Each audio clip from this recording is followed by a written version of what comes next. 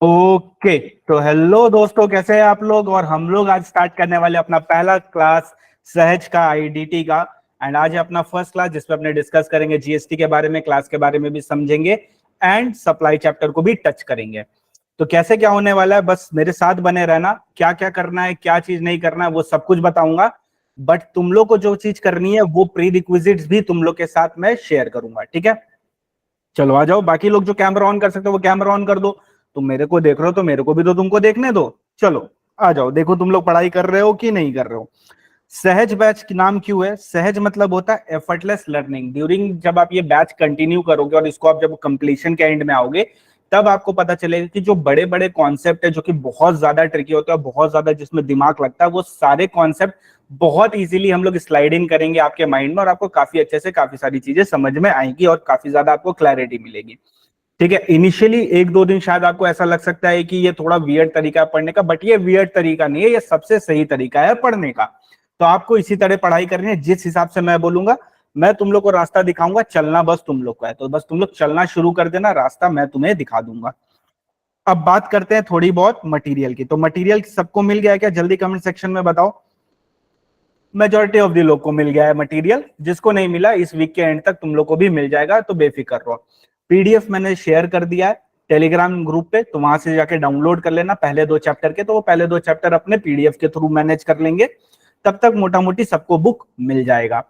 हाँ, depending on the location book इधर उधर थोड़ा डिले भी हो सकता है। सीएमए फाइनल, हाँ जी, सीएमए फाइनल वाले भी इसको देख सकते हैं एकदम। सीएमए फाइनल ओल्ड न्यू दोनों इसको देख सकते हैं, दोनों के लिए एप्लीकेबल है। एंड सीए वाले लोग के लिए भी, ओल्ड न्यू वाले के लिए भी एप्लीकेबल है। एज पर न्यू है ये, तो बेफिक्र रहना, तुम लोग इसको भी देख सकते हो। सबसे पहली बात, जो चीज है अपने पास जो स्टडी मटेरियल है ना, वो सबसे ज्यादा बेस्ट स्टडी मटेरियल है। इससे बेस्ट स्टडी मटेरियल है नहीं। तो आपको पूरी तरह से ट्रस्ट करना है इस वाले स्टडी मटेरियल में जो मैंने आपको दिया। मैंने आपको दो बुक दी है, एक मैंने आपको दिया कॉन्सेप्ट बुक, एक मैंने आपको दिया है compiler. Compiler is for question and answer, concept book नाम में ही लिखा है, वो कॉन्सेप्ट बुक है, उसमें सारे कॉन्सेप्ट्स लिखे हुए हैं। वो कॉन्सेप्ट को अपने को समझना है, कुछ कुछ कॉन्सेप्ट अपने को लर्न करने हैं, कैसे क्या करना है धीरे धीरे सब बताते चलूंगा। अगर आप मटेरियल देखोगे तो मटेरियल बहुत ज्यादा स्पेशियस है। स्पेशियस क्यों? उसमें बहुत ज्यादा स्पेस तुमको दिखेगा। स्पेस देने का जो मेन पर्पस है वो ये है कि अगर आपको कोई भी नोटिंग करनी है, कुछ नोट्स बनाने हैं, कुछ छोटे मोटे पॉइंट्स लिखने हैं, तो आप वो बुक में ही लिख लो, ताकि जब अपने 1.5 डेज में रिवीजन करेंगे तो अपने उसी मटेरियल को सिर्फ रेफर करेंगे, उसमें सब कुछ होगा। यानी इतनी सी बुक में पूरा सिलेबस अपना समराइज्ड वे में रहेगा अपने पास। उसके बाद जो आपके पास कंपाइलर है, वो कंपाइलर में सारे इंपॉर्टेंट क्वेश्चंस है जितने भी हो सकते हैं। सारे क्वेश्चंस नहीं है, सारे इंपॉर्टेंट क्वेश्चंस है, अननेसेसरी क्वेश्चंस उसमें नहीं भरे हुए हैं। बस compiler and concept book are more than sufficient for scoring examination provided, जैसे मैं बोलता हूँ स्टडी, अगर तुम स्टडी करते हो तो। क्वेश्चंस को हम लोग क्लास में भी करेंगे एंड होमवर्क में भी करेंगे, यानी ऑलमोस्ट सारे क्वेश्चन अपने कर लेंगे होमवर्क और क्लास वर्क के फॉर्म में।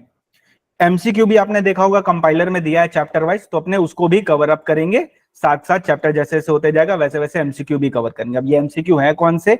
ये आईसीआई के सारे एमसीक्यू है। मतलब जब से जीएसटी आया तब से अभी तक, या जब से जीएसटी आया, जब से एमसीक्यू आया है तब से लेके अभी तक जितने भी एमसीक्यू आईसी ने रिलीज किए हैं वो सारे एमसीक्यूज हैं इसमें। बस अपने को लेटेस्ट आरटीपी एमटीपी वाले इसमें करने पड़ेंगे। क्या ये बैच फर्स्ट टाइमर लोग कर सकते हैं? बिल्कुल कर सकते हैं, बहुत अच्छे से तुमको समझ में आएगा। कुछ अमेंडमेंट्स एडिशनल है जो कि अपने करेंगे आरटीपी आने के बाद, समझ लीजिए 5 से 10%। तो उसके लिए बेफिक्र रहना, अभी जो पढ़ा रहा हूं बस उस पर कॉन्सेंट्रेट करना, उसके अलावा और कुछ कॉन्सेंट्रेट नहीं करना है। एक टेलीग्राम ग्रुप बनी हुई है क्लास की, अगर किसी ने नहीं ज्वाइन करा है तो मेल में तुमको लिंक मिल जाएगा, तुम ज्वाइन कर लेना। बिकॉज उसी के थ्रू मैं एलएमएस वगैरह, चार्ट वगैरह सब वहीं पे शेयर करूंगा। क्लास के लिंक या कोई भी अपडेट है, क्वेरी है, डाउट है, वो सब वहीं पे सॉल्व होगा। तो तुमको मेल पे लिंक मिल जाएगा, तुम वहां से जाके इसको डाउनलोड अपना ज्वाइन कर लेना। रिकॉर्डिंग हम लोग की जो ओन ऐप है सीए मयंक त्रिवेदी क्लासेस, आपको उसमें मिल जाएगा। अभी ऐप पे थोड़ा काम चल रहा है, तो 2 दिन बाद आपको मिल जाएगी, कोई दिक्कत नहीं आएगा। तो 2 दिन आप यूट्यूब से कर लेना, ये वैसे भी यूट्यूब पे आ जाएगा, जो लोग बाद में देख रहे हैं रिकॉर्डिंग में, तो 2 दिन का तो वैसे भी यूट्यूब पे आ जाएगा, उसके बाद वो ऐप में अपडेट हो जाएगा। लैपटॉप वाला नेक्स्ट वीक से ऑपरेटिव होगा, तो जब तक लैपटॉप वाला नहीं होता तब तक आप लोग ऐप में रिकॉर्डिंग देख लेना जिसको भी देखना है। नेक्स्ट वीक से लैपटॉप वाला ऑपरेटिव हो जाएगा, फिर आप लैपटॉप में भी रिकॉर्डिंग देख पाओगे। जो लोग बाद में ये रिकॉर्डिंग देख रहे हैं कुछ दिन बाद, जुलाई वगैरह में, तो आपके लिए सब कुछ रेडी है, तो आपको कुछ नहीं करना, आप स्ट्रेट अवे बस अपना क्लास करना स्टार्ट कर दो। तो ये रहा थोड़ा मोटा मोटी बात कि क्या करना है नहीं करना है। अब थोड़ा एक और चीज आपको बता देता हूँ। टोटल 4 पिलर्स है अपने प्रिपरेशन के। ये जो सहज बैच है इसके टोटल 4 पिलर्स है। एक है अपना कॉन्सेप्ट बुक। कॉन्सेप्ट बुक मतलब क्या होगा, उसमें सारे कॉन्सेप्ट लिखे जो अपने को अच्छे से समझना है। दूसरा है अपना कंपाइलर। कंपाइलर के हर एक क्वेश्चन को अपने को अच्छे से करना है, बिकॉज कॉन्सेप्ट आता है बट कंपाइलर के थ्रू अगर क्वेश्चन प्रैक्टिस नहीं किया तो वेस्ट है, मार्क्स नहीं स्कोर कर पाओगे। मार्क्स स्कोर करने के लिए कॉन्सेप्ट भी आना चाहिए और कंपाइलर से अपने को क्वेश्चन भी आना चाहिए एंड प्रेजेंटेशन भी आना चाहिए। तो प्रेजेंटेशन भी अपने इसमें इंक्लूड करेंगे, बेफिक्र रहना। एलएमएस और नोटबुक, आपको एक नोटबुक मेंटेन करनी है। अभी आप समझ जाओगे क्यों जरूरत है। अभी एलएमएस जो है, ये जिस चीज से मैं पढ़ा रहा हूं इसको एलएमएस बोलते हैं, ठीक है। तो इसके लिए आपको नोटबुक की जरूरत पड़ेगी। आप सारी चीजें नोट डाउन करोगे। हर चीज मैं ट्राई करूंगा कि क्लास के पहले आपके साथ शेयर कर दूं, ताकि आप लोग पहले ही नोट डाउन कर लो और फिर क्लास में आके उसको अकॉर्डिंगली पढ़ाई करो। तो आपको एक नोटबुक चाहिएगा। आपको एक और नोटबुक चाहिए, वो आपको चाहिए चार्ट एंड समरीज की। जो हम चार्ट साथ साथ बनाते चलेंगे, कोई समरी अपने बनाते चलेंगे, तो उसके लिए आप एक अलग से नोटबुक मेंटेन करोगे, उसमें आप उसको नोट करोगे। तो ये वाली किस लिए, ये वाली एलएमएस में अगर अपने कोई कॉन्सेप्ट समझ रहे, कुछ एग्जांपल समझ रहे, तो वो सब इसमें आप लिखोगे। इसमें आप क्वेश्चन आंसर सॉल्व करोगे। जब अपने आंसर राइटिंग सेशन भी रखेंगे, जी हाँ, आंसर राइटिंग सेशन भी इसमें कवर होगा। तो जब भी आंसर राइटिंग सेशन करेंगे अपने, तो आप इस नोटबुक में लिखोगे। यानी आपको 2 नोटबुक मेंटेन करनी है। क्वेश्चन आंसर हो गया, एलएमएस हो गया, एक हो गया आपका चार्ट एंड समरी के लिए। दोनों मर्ज मत करना, वरना जब 1.5 डेज में रिवाइज करोगे तो चार्ट फिर क्वेश्चन, फिर चार्ट फिर क्वेश्चन, कंफ्यूज हो जाओगे। ऐसे चार्ट की एक बुक रहेगी, बस वही तुमको देखनी है। तो ये था पूरा 4 पिलर्स जिसके बेसिस पे अपने प्रिपरेशन करेंगे। अब तुम लोग से मुझको क्या चाहिए वो भी देख लो। मुझे चाहिए इंटरेक्शन। मैं बोलूं समझा तो बोलना है समझा, नहीं समझा तो बोलना है नहीं समझा, एक और बार समझाइए, ठीक है। दूसरी चीज चाहिए सेल्फ स्टडी। मेरे पढ़ाने से तुम्हारा पास नहीं हो पाओगे, तुम्हारा एग्जाम नहीं निकलेगा। तुमको एग्जाम निकालना तो तुमको पढ़ना पड़ेगा। क्लास में पढ़ लिया, फिर जो भी होमवर्क और क्लास वर्क दूंगा उसको तुमको कंप्लीट करना है नेक्स्ट क्लास आने से पहले, तभी तुम इफेक्टिवली मार्क्स स्कोर कर पाओगे। और वही होमवर्क तुमको करना है। और कंसिस्टेंसी होना बहुत ज्यादा जरूरी है। एवरीडे तुमको क्लास में आना है। ऐसा नहीं कि आज नहीं आ रहे, कल नहीं आ रहे, परसों नहीं आ रहे, या एंड मोमेंट पे आते आते छोड़ दिया, ऐसा कुछ नहीं करना। कंसिस्टेंटली तुमको क्लास में आना है, तुम हार्डवर्क करो। बाकी मैं तुमको बता दूंगा कैसे मार्क्स स्कोर करना। अपने इजीली इफेक्टिवली मार्क्स स्कोर कर सकते हैं, बिकॉज 60+ आईडीटी में आराम से आ जाएगा। इस क्लास, ये बैच ओवर होने के बाद तुम इजीली स्कोर कर पाओगे, क्योंकि इसके बाद काफी सारी चीजें तुमको और मिलती चली जाएंगी। अब इस बैच में क्या क्या कवर होगा एक बार वो भी बता देता हूं। तो इस बैच में जो कवरेज होने वाली है वो होने वाली है कॉन्सेप्ट की, कंपाइलर की, एमसीक्यू की, और इस बार एडिशनली अपने कवर अप करेंगे इलस्ट्रेशंस और एग्जाम्पल। जी हाँ, स्टडी मटेरियल के सारे इलस्ट्रेशंस और एग्जाम्पल अपने कवर अप करेंगे इस बैच के दौरान ही। आरटीपी एमटीपी वगैरह कवर करेंगे, चार्ट करेंगे, समरी करेंगे, और इसके साथ अपने रिवीजन भी करेंगे 1.5 टाइम्स। 1.5 बार अपने रिवाइज भी कर लेंगे ये बैच खत्म होने के साथ साथ ही। और ये सब कुछ इसी 80 आवर्स के अंदर हो जाएगा। इसी 80 आवर्स के अंदर ये सब कुछ कवर हो जाएगा, ठीक है। तो यहां तक बात रही। सिलेबस के बारे में बता देता हूं। तो जो अपना सिलेबस है आईडीटी का, सेम है तुम्हारा सीएमए के लिए भी ऑलमोस्ट। जीएसटी जो है वो 75 मार्क्स के लिए, कस्टम और एफटीपी है 25 मार्क्स के लिए, जिसमें जनरली कस्टम आता है 20 मार्क्स के लिए और एफटीपी आता है 5 मार्क्स के लिए। अब जो 100 मार्क्स का पेपर होता है उसमें 70:30 का रेशियो चलता है। 70 is for descriptive and 30 is for MCQ, okay. तो अब यहां पे आप लोग एक चीज देखो, एफटीपी 2023 नया आ गया, ठीक है। पहले 2015 था, अब वो नहीं है, अब 2023 है। अब ये 2023 वाला जो है एफटीपी, ये अभी आईसीआई नोटिफाई नहीं किया। जब आईसीआई अपने बुकलेट में दे देगा फिर अपने इसको कवर अप कर लेंगे। अगर क्लास के बीच में दिया तो क्लास में कर लेंगे, क्लास के बाद दिया तो वो यूट्यूब पे आ जाएगा, तो तुम यूट्यूब के थ्रू देख के उसको कवर कर सकते हो। तो अपने जीएसटी भी करेंगे, कस्टम्स भी करेंगे और एफटीपी बाद में करेंगे जब आईसीआई नोटिफाई कर देगा उसके बाद, ठीक है, तो अपने पूरा 100% सिलेबस कवर करेंगे। तो दैट्स इट, यहां तक थी मेरी बातें। अब चलते हैं चैप्टर की तरफ, कॉन्सेप्ट समझते हैं एंड स्टार्ट करते हैं जीएसटी को।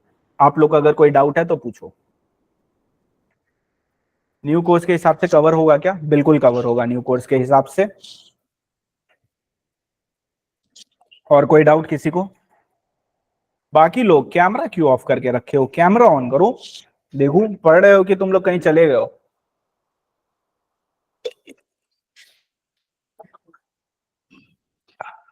चलिए स्टार्ट करते हैं। रेडी रेडी बोलो सब कोई, जल्दी बोलो, ready ready ready ready ready ready. मुझे सुनाई नहीं देता सर, हम म्यूट पे सुनाई कैसे देंगे? तो टाइप करो, मैं पढ़ लेता हूँ। यस रेडी रेडी, बाकी लोग रेडी? क्या कर रहे हो? हाँ वेरी गुड। हाँ चलो स्टार्ट करते हैं अब। ओहो सब कोई रेडी हो गए, आ जाइए तब फिर। देखो इंडिया में दो तरह के लॉ होते हैं, फेडरल सिस्टम है अपने को पता है। एक होता है सेंटर का लॉ, एक होता है स्टेट का लॉ। सेंटर का लॉ जो होता है ना, वो सेंट्रल गवर्नमेंट नहीं बनाती है, वो पार्लियामेंट बनाता है, कॉट पार्लियामेंट। और स्टेट का लॉ जो होता है वो स्टेट असेंबली बनाती है। अब पार्लियामेंट जो लॉ बनाता है ना, वो कहां कवर है? लिस्ट 1 में। और स्टेट असेंबली जो लॉ बनाती है वो कवर होता है लिस्ट 2 में। तो लिस्ट 3 क्या होती है? लिस्ट 3 होती है जब सेंटर और स्टेट दोनों आपस में मिलकर कोई लॉ बनाते हैं, तो वो लिस्ट 3 में कवर होता है। बट लिस्ट 3 का सबसे बड़ा प्रॉब्लम यह है कि लिस्ट 3 में ऑलवेज कौन प्रिवेल करेगा? सेंट्रल प्रिवेल करेगा।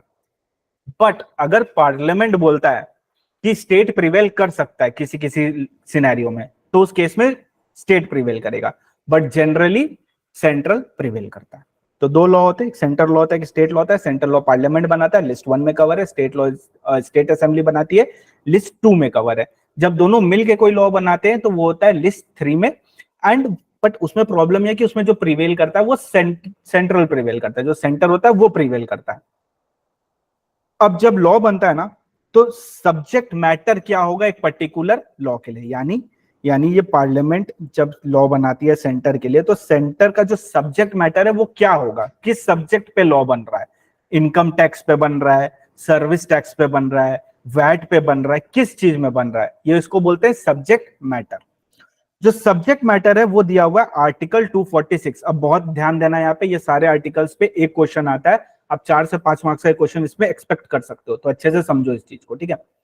आर्टिकल 246 जो कि बताता है क्या सब्जेक्ट मैटर होगा जिसके बेसिस पे लॉ बनेगा, या उस जैसे इनकम टैक्स हो गया फॉर एग्जांपल, तो इनकम टैक्स पे जो लॉ बनेगा ये हो गया सब्जेक्ट मैटर। कौन बनाएगा? सेंट्रल बनाएगा। तो कौन पास करेगा? पार्लियामेंट पास करेगा। पार्लियामेंट पास करेगा तो ये कौन से लिस्ट में कवर होगा? लिस्ट 1 में, ठीक है। तो ये लिस्ट 1 में कवर होगा। अब अपने को लाना था GST, goods and service tax act. अब जो जीएसटी लाना था वो था सेंटर और स्टेट दोनों को मिल के लाना था। अब मिल के अगर अपने को जीएसटी लाना था तो लिस्ट 1 पे ला सकते थे क्या? जल्दी बोलो हाँ या ना। नहीं ला सकते थे, बिकॉज वो सेंटर के लिए। लिस्ट 2 में ला सकते थे क्या? नहीं ला सकते थे, बिकॉज वो स्टेट के लिए।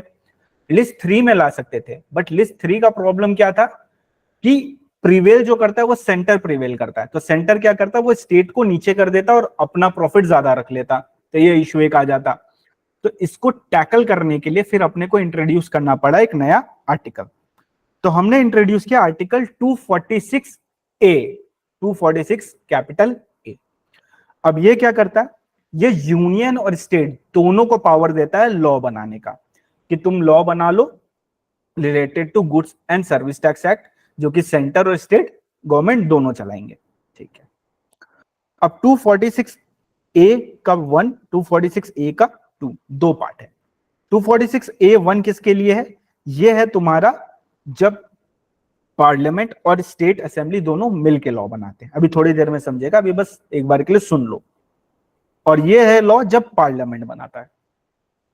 इसमें आता है इंट्रा स्टेट सप्लाई, इसमें आता है इंटर स्टेट सप्लाई। अभी नहीं समझेगा, रुक जाओ, थोड़ी देर में सब समझ में आ जाएगा।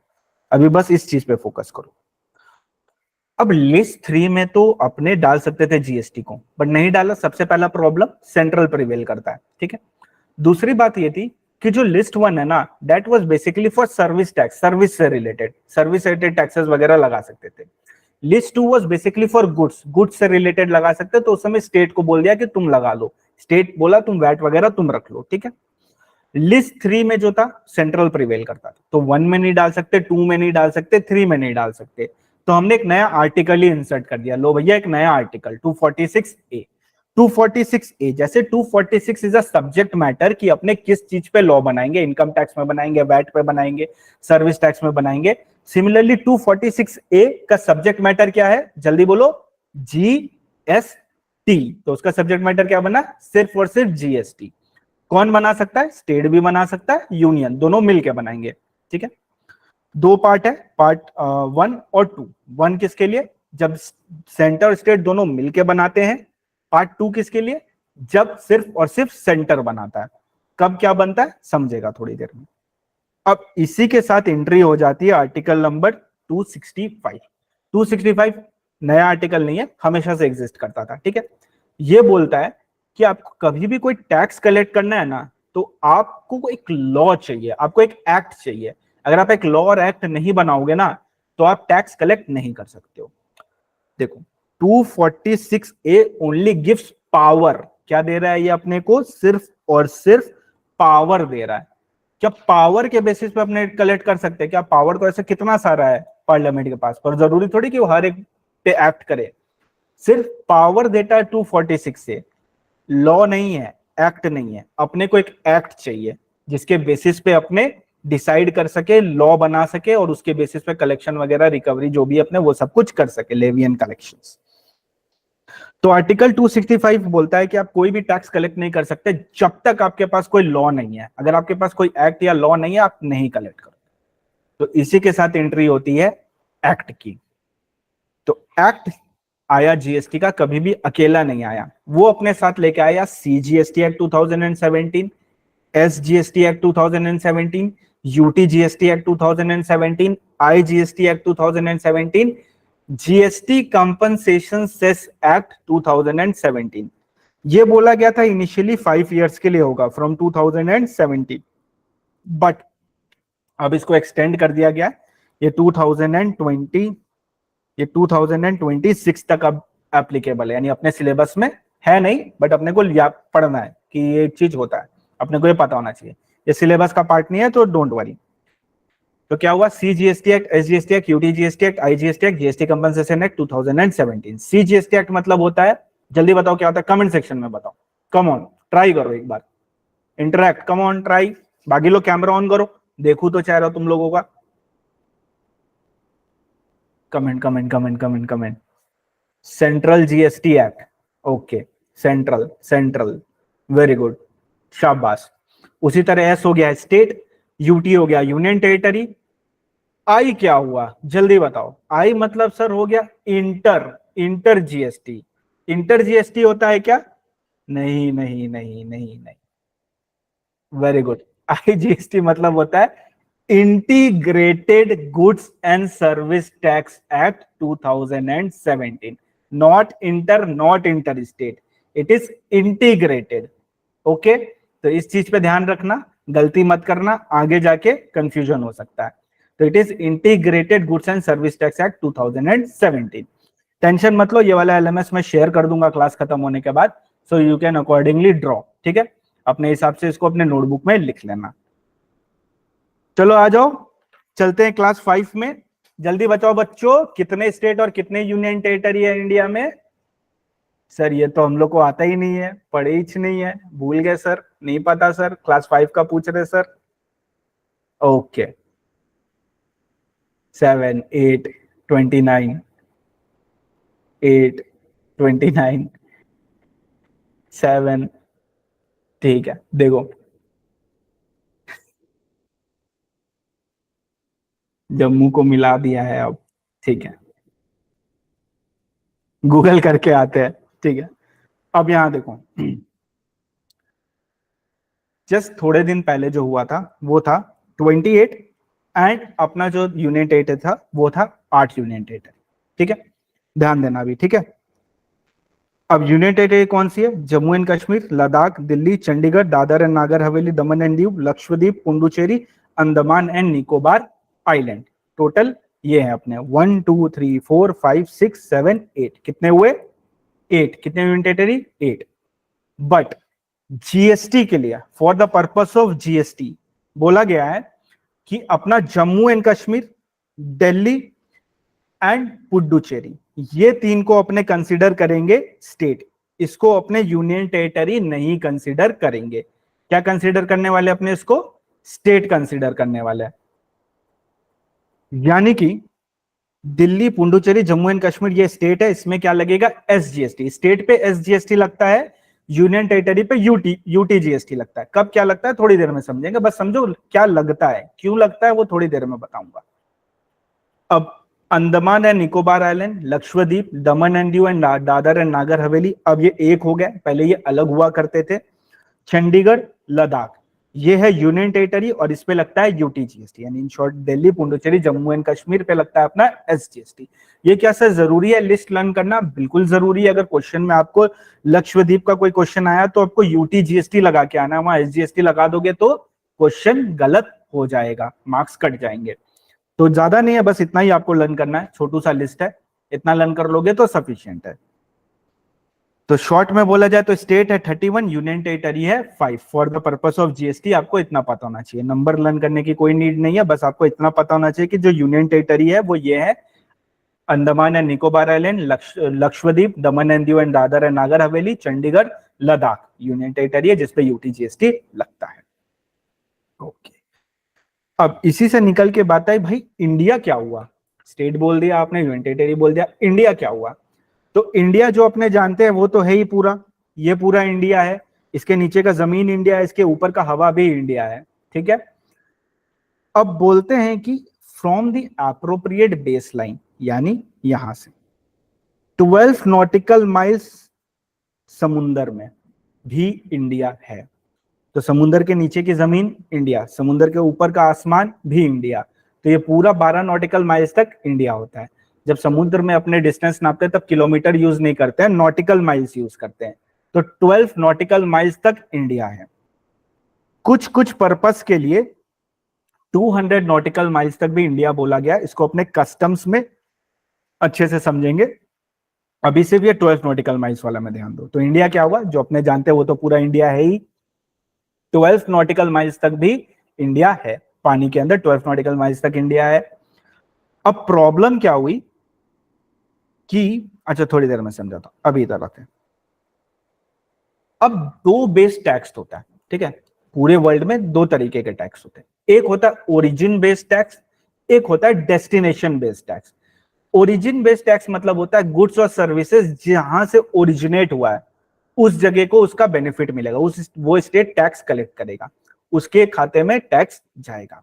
Example, just an example, hypothetical, मान लो अगर ओरिजिन बेस्ड टैक्स होता इंडिया में और पंजाब में गुड्स ओरिजिनेट होता, तो बताओ टैक्स ओरिजिनेट होता पंजाब में और जाता वेस्ट बंगाल, तो बताओ टैक्स किसको मिलता, पंजाब को या वेस्ट बंगाल को?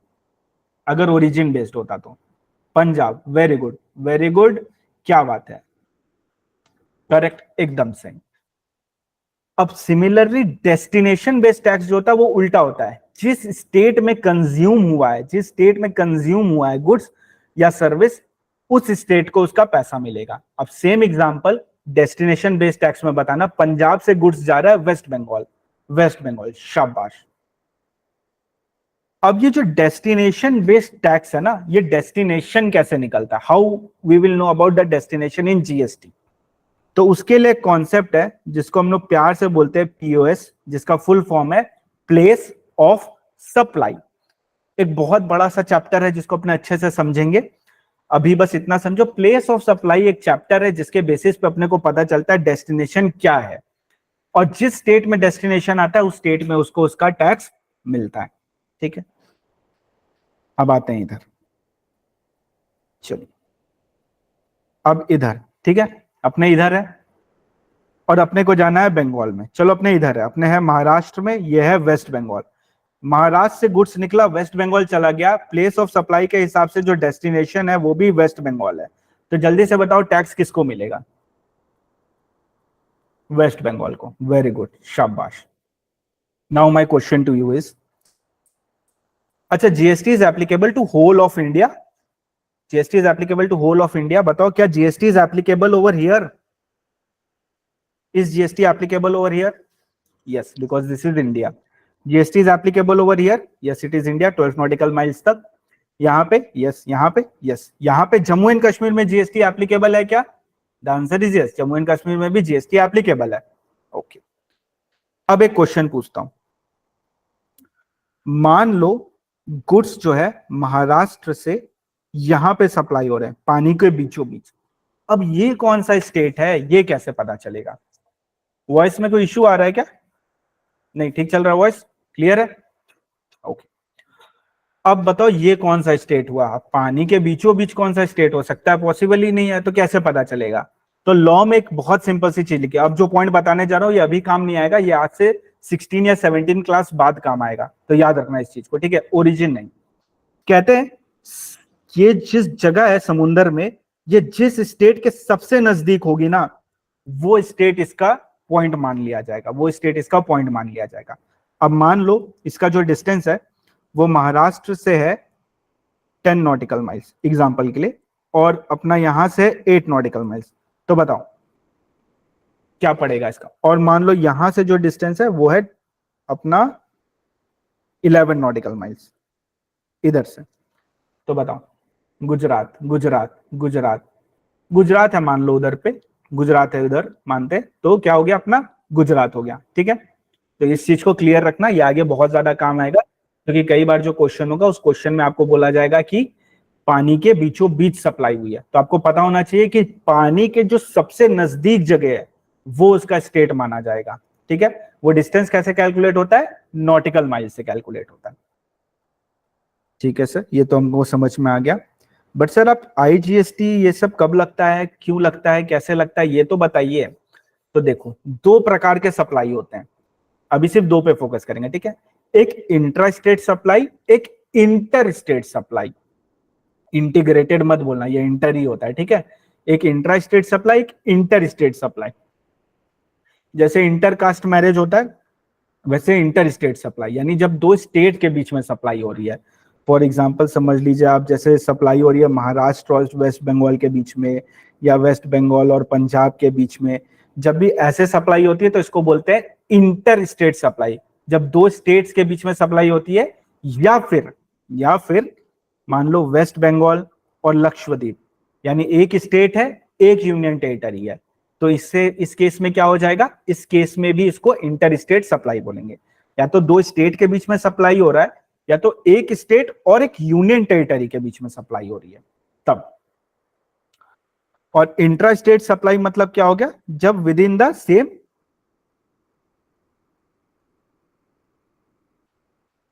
जब विद इन द सेम होगा स्टेट, तब उसको बोलते हैं अपने intra state supply. With in the same state मतलब क्या हो गया? एक सेकंड रुकना, ये अटक गया क्या? ठीक है, with in the same state मतलब महाराष्ट्र से महाराष्ट्र में, वेस्ट बंगाल से वेस्ट बंगाल में, गुजरात से गुजरात में, जब within the same state होगा तो वो हो गया इंट्रा स्टेट सप्लाई। जब भी इंट्रा स्टेट सप्लाई होगा तो सीजीएसटी और एसजीएसटी लगेगा, अगर वो स्टेट है तो।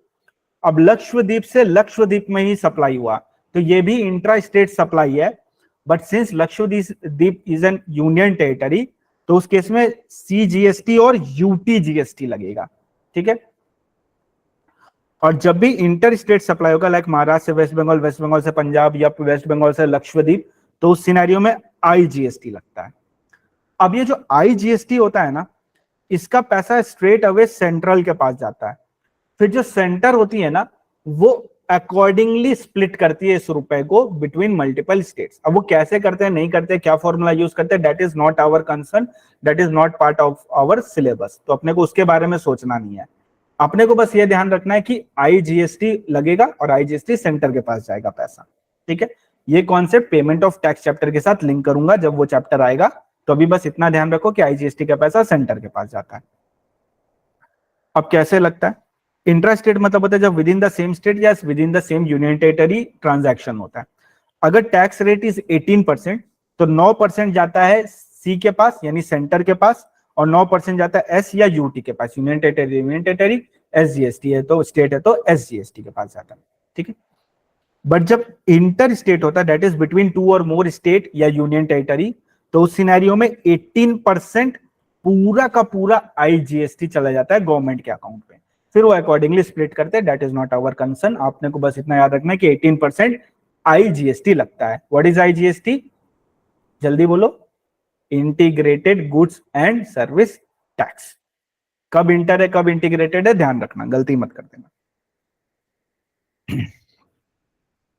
तो दिल्ली, जम्मू एंड कश्मीर, पुडुचेरी एसजीएसटी लगता है, ये हमने ऑलरेडी देख लिया। अब देखो पहले क्या था, Dadar and Nagar Haveli and Daman and Diu, ये क्या होते थे? अलग अलग होते थे। अब क्या हो गया, ये दोनों साथ में हो चुके हैं, ये दोनों यूनियन टेरिटरी है। अब मेरे को एक बात, अगर दादर एंड नागर हवेली से कोई गुड्स जा रहा है, दमन एंड दीव सेल हो रही है, उस पर जीएसटी लग रहा है, तो वो जीएसटी क्या है? आईजीएसटी, एसजीएसटी, यूटीजीएसटी क्या है वो? जल्दी बताओ।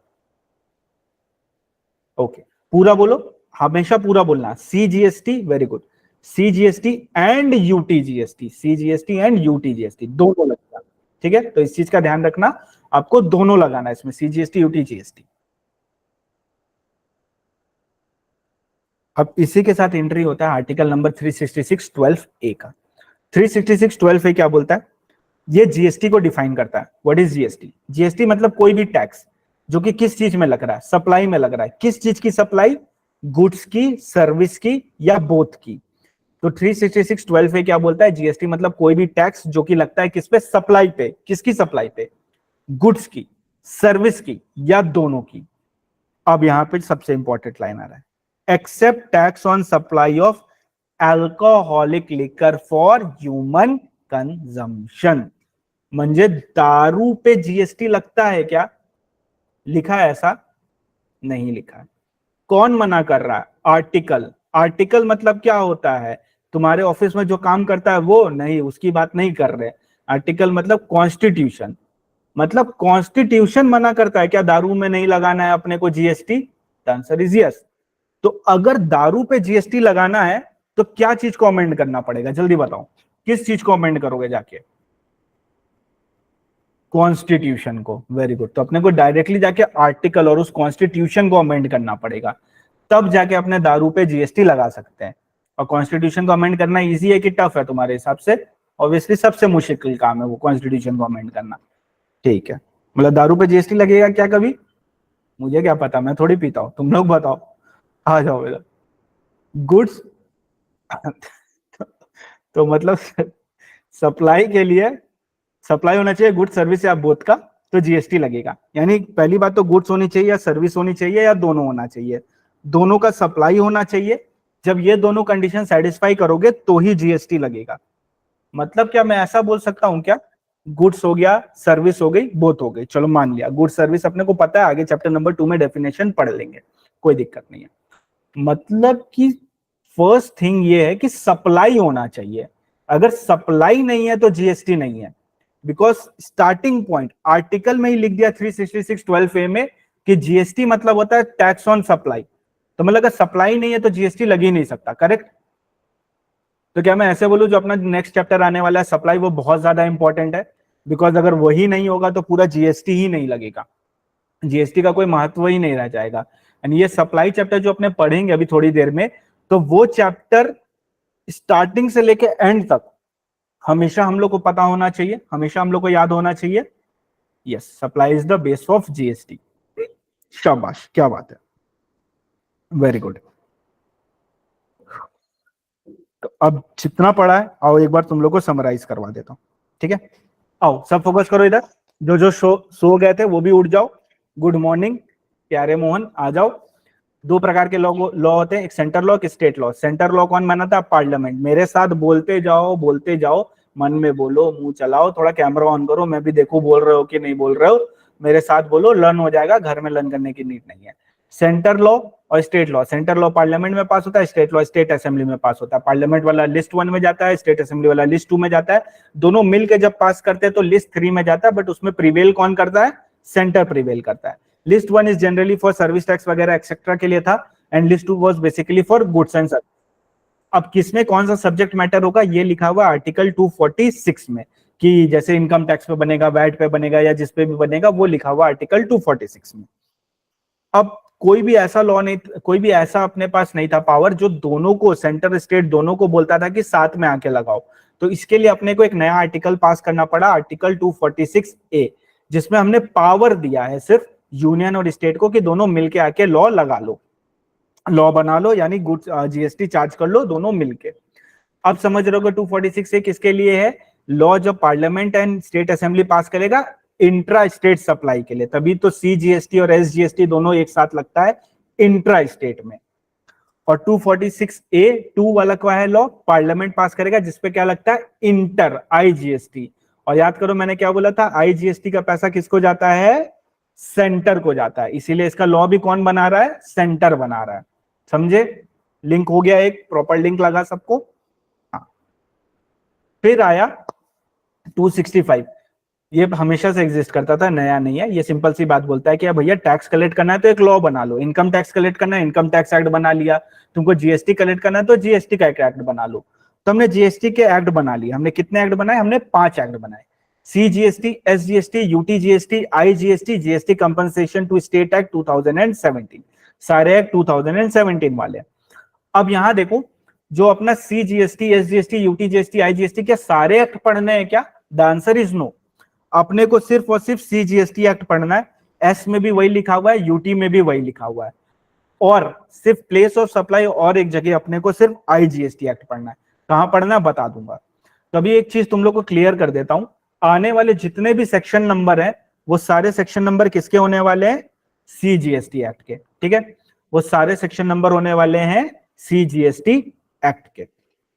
ओके, अब जीएसटी के लिए Andaman Nicobar island, Lakshadweep, Daman and Diu, Chandigarh और लद्दाख, ये जो 5 स्टेट यूनियन टेरिटरी है, इसको अपने क्या बोलेंगे? Union territory. ठीक है, Delhi, Puducherry, Jammu and Kashmir is state, उसको SGST बोला जाएगा, उस पे SGST लगेगा। ठीक है, इंडिया कितना है? जो इंडिया हम जानते हैं वो तो है ही, प्लस 12 नॉटिकल माइल्स तक इंडिया है, एंड 200 नॉटिकल माइल्स तक है किसी किसी सिनेरियो में, कस्टम्स में समझेंगे। अभी सिर्फ 12 नॉटिकल माइल्स तक है। ठीक है, और फिर हमने देखा कि 2 प्रकार के होते हैं टैक्स, एक ओरिजिन बेस्ड, एक डेस्टिनेशन बेस्ड। ओरिजिन मतलब जहां से निकला वहां पे टैक्स जाता है। डेस्टिनेशन मतलब जहां पे कंज्यूम हो रहा है गुड्स एंड सर्विसेज, उस स्टेट को टैक्स मिलेगा। तो हम लोग का जो जीएसटी है that is destination based tax, that is not origin based tax, that is destination based tax. और डेस्टिनेशन कैसे डिटरमाइन होता है? प्लेस ऑफ सप्लाई के थ्रू डिटरमाइन होता है। प्लेस ऑफ सप्लाई क्या है? IGST एक्ट में है, पढ़ेंगे अपने सेपरेटली, तो ये वहां पे कवर होगा। ठीक है, फिर हमने देखा 2 प्रकार के सप्लाई होते हैं, एक होता है इंट्रा, एक होता है इंटर। इंटर पे लगता है IGST, इंट्रा पे लगता है CS, और अगर यूनियन टेरिटरी है तो UTGST। IGST मतलब क्या होता है? इंटर होता है क्या? नहीं, integrated goods and service tax होता है। इंट्रा कब लगता है? जब within the same state या within the same union territory होती है। 18% है तो 99% समझ लो। एंड इंटर कब होता है? जब 2 स्टेट के बीच में होता है, या एक स्टेट या एक यूनियन टेरिटरी के बीच में हो रहा है, या 2 यूनियन टेरिटरी के बीच में हो रहा है, तो 18% उसमें लगता है। तो वो पूरा का पूरा 18% IGST चार्ज होता है और उसका पैसा सेंटर को जाता है। फिर इंटरव्यू आर्टिकल नंबर 366(12) पे, जो कि क्या बोलती है? जीएसटी मतलब क्या होगा? कोई भी टैक्स जो कि किस पे लग रहा है? गुड सर्विस या बोथ पे लग रहा है। कब लग रहा है? सप्लाई पे लग रहा है, बट इसमें दारू इंक्लूड नहीं है। That is except taxes on supply of alcoholic liquor for human consumption. अब आप पूछोगे सर सर सर क्या alcoholic liquor for human consumption पे टैक्स ही नहीं लगता है क्या? टैक्स फ्री है क्या वो लोग? नहीं नहीं, टैक्स फ्री नहीं है, उसमें लगता है एक्साइज और वैट। कैसे क्या लगता है समझेंगे, बस अभी वो अपने सिलेबस का भी पार्ट नहीं है, बस इतना समझो, उसमें एक्साइज और वैट लगता है, उसमें जीएसटी नहीं लगता है। ये तो बात रही पूरा फ्रेमवर्क के बारे में, कॉन्स्टिट्यूशन के बारे में, आर्टिकल के बारे में, सबके बारे में हमने पढ़ा। बट अपने को पहले ये समझ में आना चाहिए कि डीटी और आईडीटी में क्या डिफरेंस होता है। डीटी मतलब डायरेक्ट टैक्स, आईडीटी मतलब इनडायरेक्ट टैक्स। अब दोनों में डिफरेंस क्या है? तो जो सबसे इंपॉर्टेंट डिफरेंस है, जिसके बेसिस पे अपने को सारे कैलकुलेशन, सारे फॉर्मूला, सब कुछ पता होने चाहिए, वो है लेवी एंड कलेक्शन। जो सबसे बड़ा डिफरेंस है वो है लेवी और कलेक्शन। किस पे टैक्स लगता है, कौन पैसा देता है? किस पे टैक्स लगता है, कौन पैसा जमा करवाता है गवर्नमेंट के पास? Levy and collection. अब आते हैं इधर, मान लो आपने मस्त क्या क्या लगवाऊं, चलो तुमने मस्त समोसे का ठेला लगा दिया, समोसा समझ तो, समोसे का एक ठेला लगाया और तुमने मस्त सेल करी, पहले दिन तुमने 100 रुपए की सेल कर दी। अब जैसे ही तुमने 100 रुपए की सेल की तो तुम्हारी इनकम कितनी हो गई, 100। अब अगर ये इनकम टैक्स अपने पढ़ रहे हैं और अपने फ्लैट रेट अज्यूम करते हैं 30% का, तो टैक्स कितना लगेगा, 30%। यानी 100 में 30 रुपीज आप गवर्नमेंट को दोगे, 70 रुपीज आप अपनी पॉकेट में डाल लोगे। 100 रुपए कमाए, 30 रुपए गवर्नमेंट को दिए, 70 रुपए अपनी पॉकेट में डाले। तो यहां पे देखो टैक्स किस पे लगा, डीटी का तुम पे लगा, तुम पे ही लगा ना, तुमसे ही तो 30% काटा ना गवर्नमेंट ने, तुम्हारे ही 100 रुपए में से कटे ना, हाँ मेरे 100 रुपए में से कटे। जमा किसने करवाया, तुम ही ने करवाया ना, आईटीआर तुम ही ने भरा ना, पेमेंट तुम ही ने किया ना, तो तुम ही ने जमा करवाया। तो यहाँ पे levy and collection same person से होता है, लगता भी उसी पे है, जमा भी वही करवाता है। Person who has earn the income वही जमा करवाएगा और वही उसी के इनकम से ही कटेगा, लेवी एंड कलेक्शन। ये बात रही डीटी की। अब आईडीटी में क्या होता है, अब मान लो वही समोसे का है आपका, मस्त समोसा आपने बेचा, 100 रुपए के समोसे आपने बेचे, टैक्स रेट है 30%। तो अगर सेल्स टैक्स, अभी सेल्स टैक्स समझ रहे, ठीक है, सेल्स टैक्स अगर 30% है तो अपने कस्टमर से कितना कलेक्ट करते हैं, तो अपने कस्टमर से कलेक्ट करते हैं 130 रुपए, 130 रुपीज, जिसमें से 100 रुपीज हमारी पॉकेट में जाता है, बिकॉज हमने 100 रुपीज ही सेलिंग प्राइस सोची थी। जो 30 हमने एक्स्ट्रा कलेक्ट किया वो हम गवर्नमेंट के पास डिपॉजिट कर देते हैं। तो हमने कलेक्ट कितना किया, 130। 130 हमें किसने दिया, कस्टमर ने दिया 130। तो लेवी किसके ऊपर आई, लेवी किसके ऊपर आई, कस्टमर के ऊपर आई, करेक्ट। बट जमा किसने करवाया, तो अब ध्यान से देखो, शॉपकीपर ने 30 रुपीज जमा करवाई, शॉपकीपर ने हमसे 130 रुपीज कलेक्ट किया, सेलर ने 100 रुपीज अपनी पॉकेट में रखा, रिमेनिंग 30 रुपीज गवर्नमेंट को जमा करवा दी।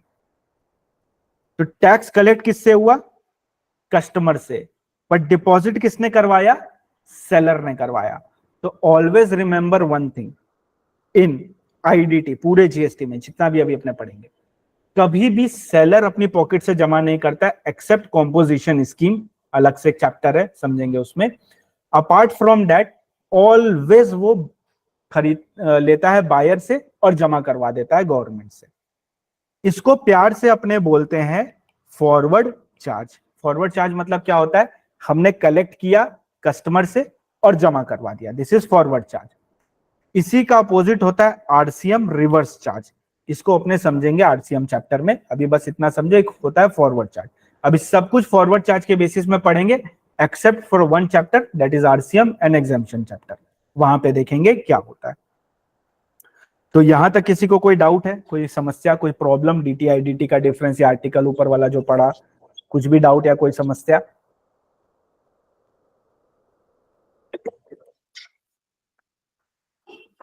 स्पीड ठीक है, कम ज्यादा कुछ करना है तो बताओ।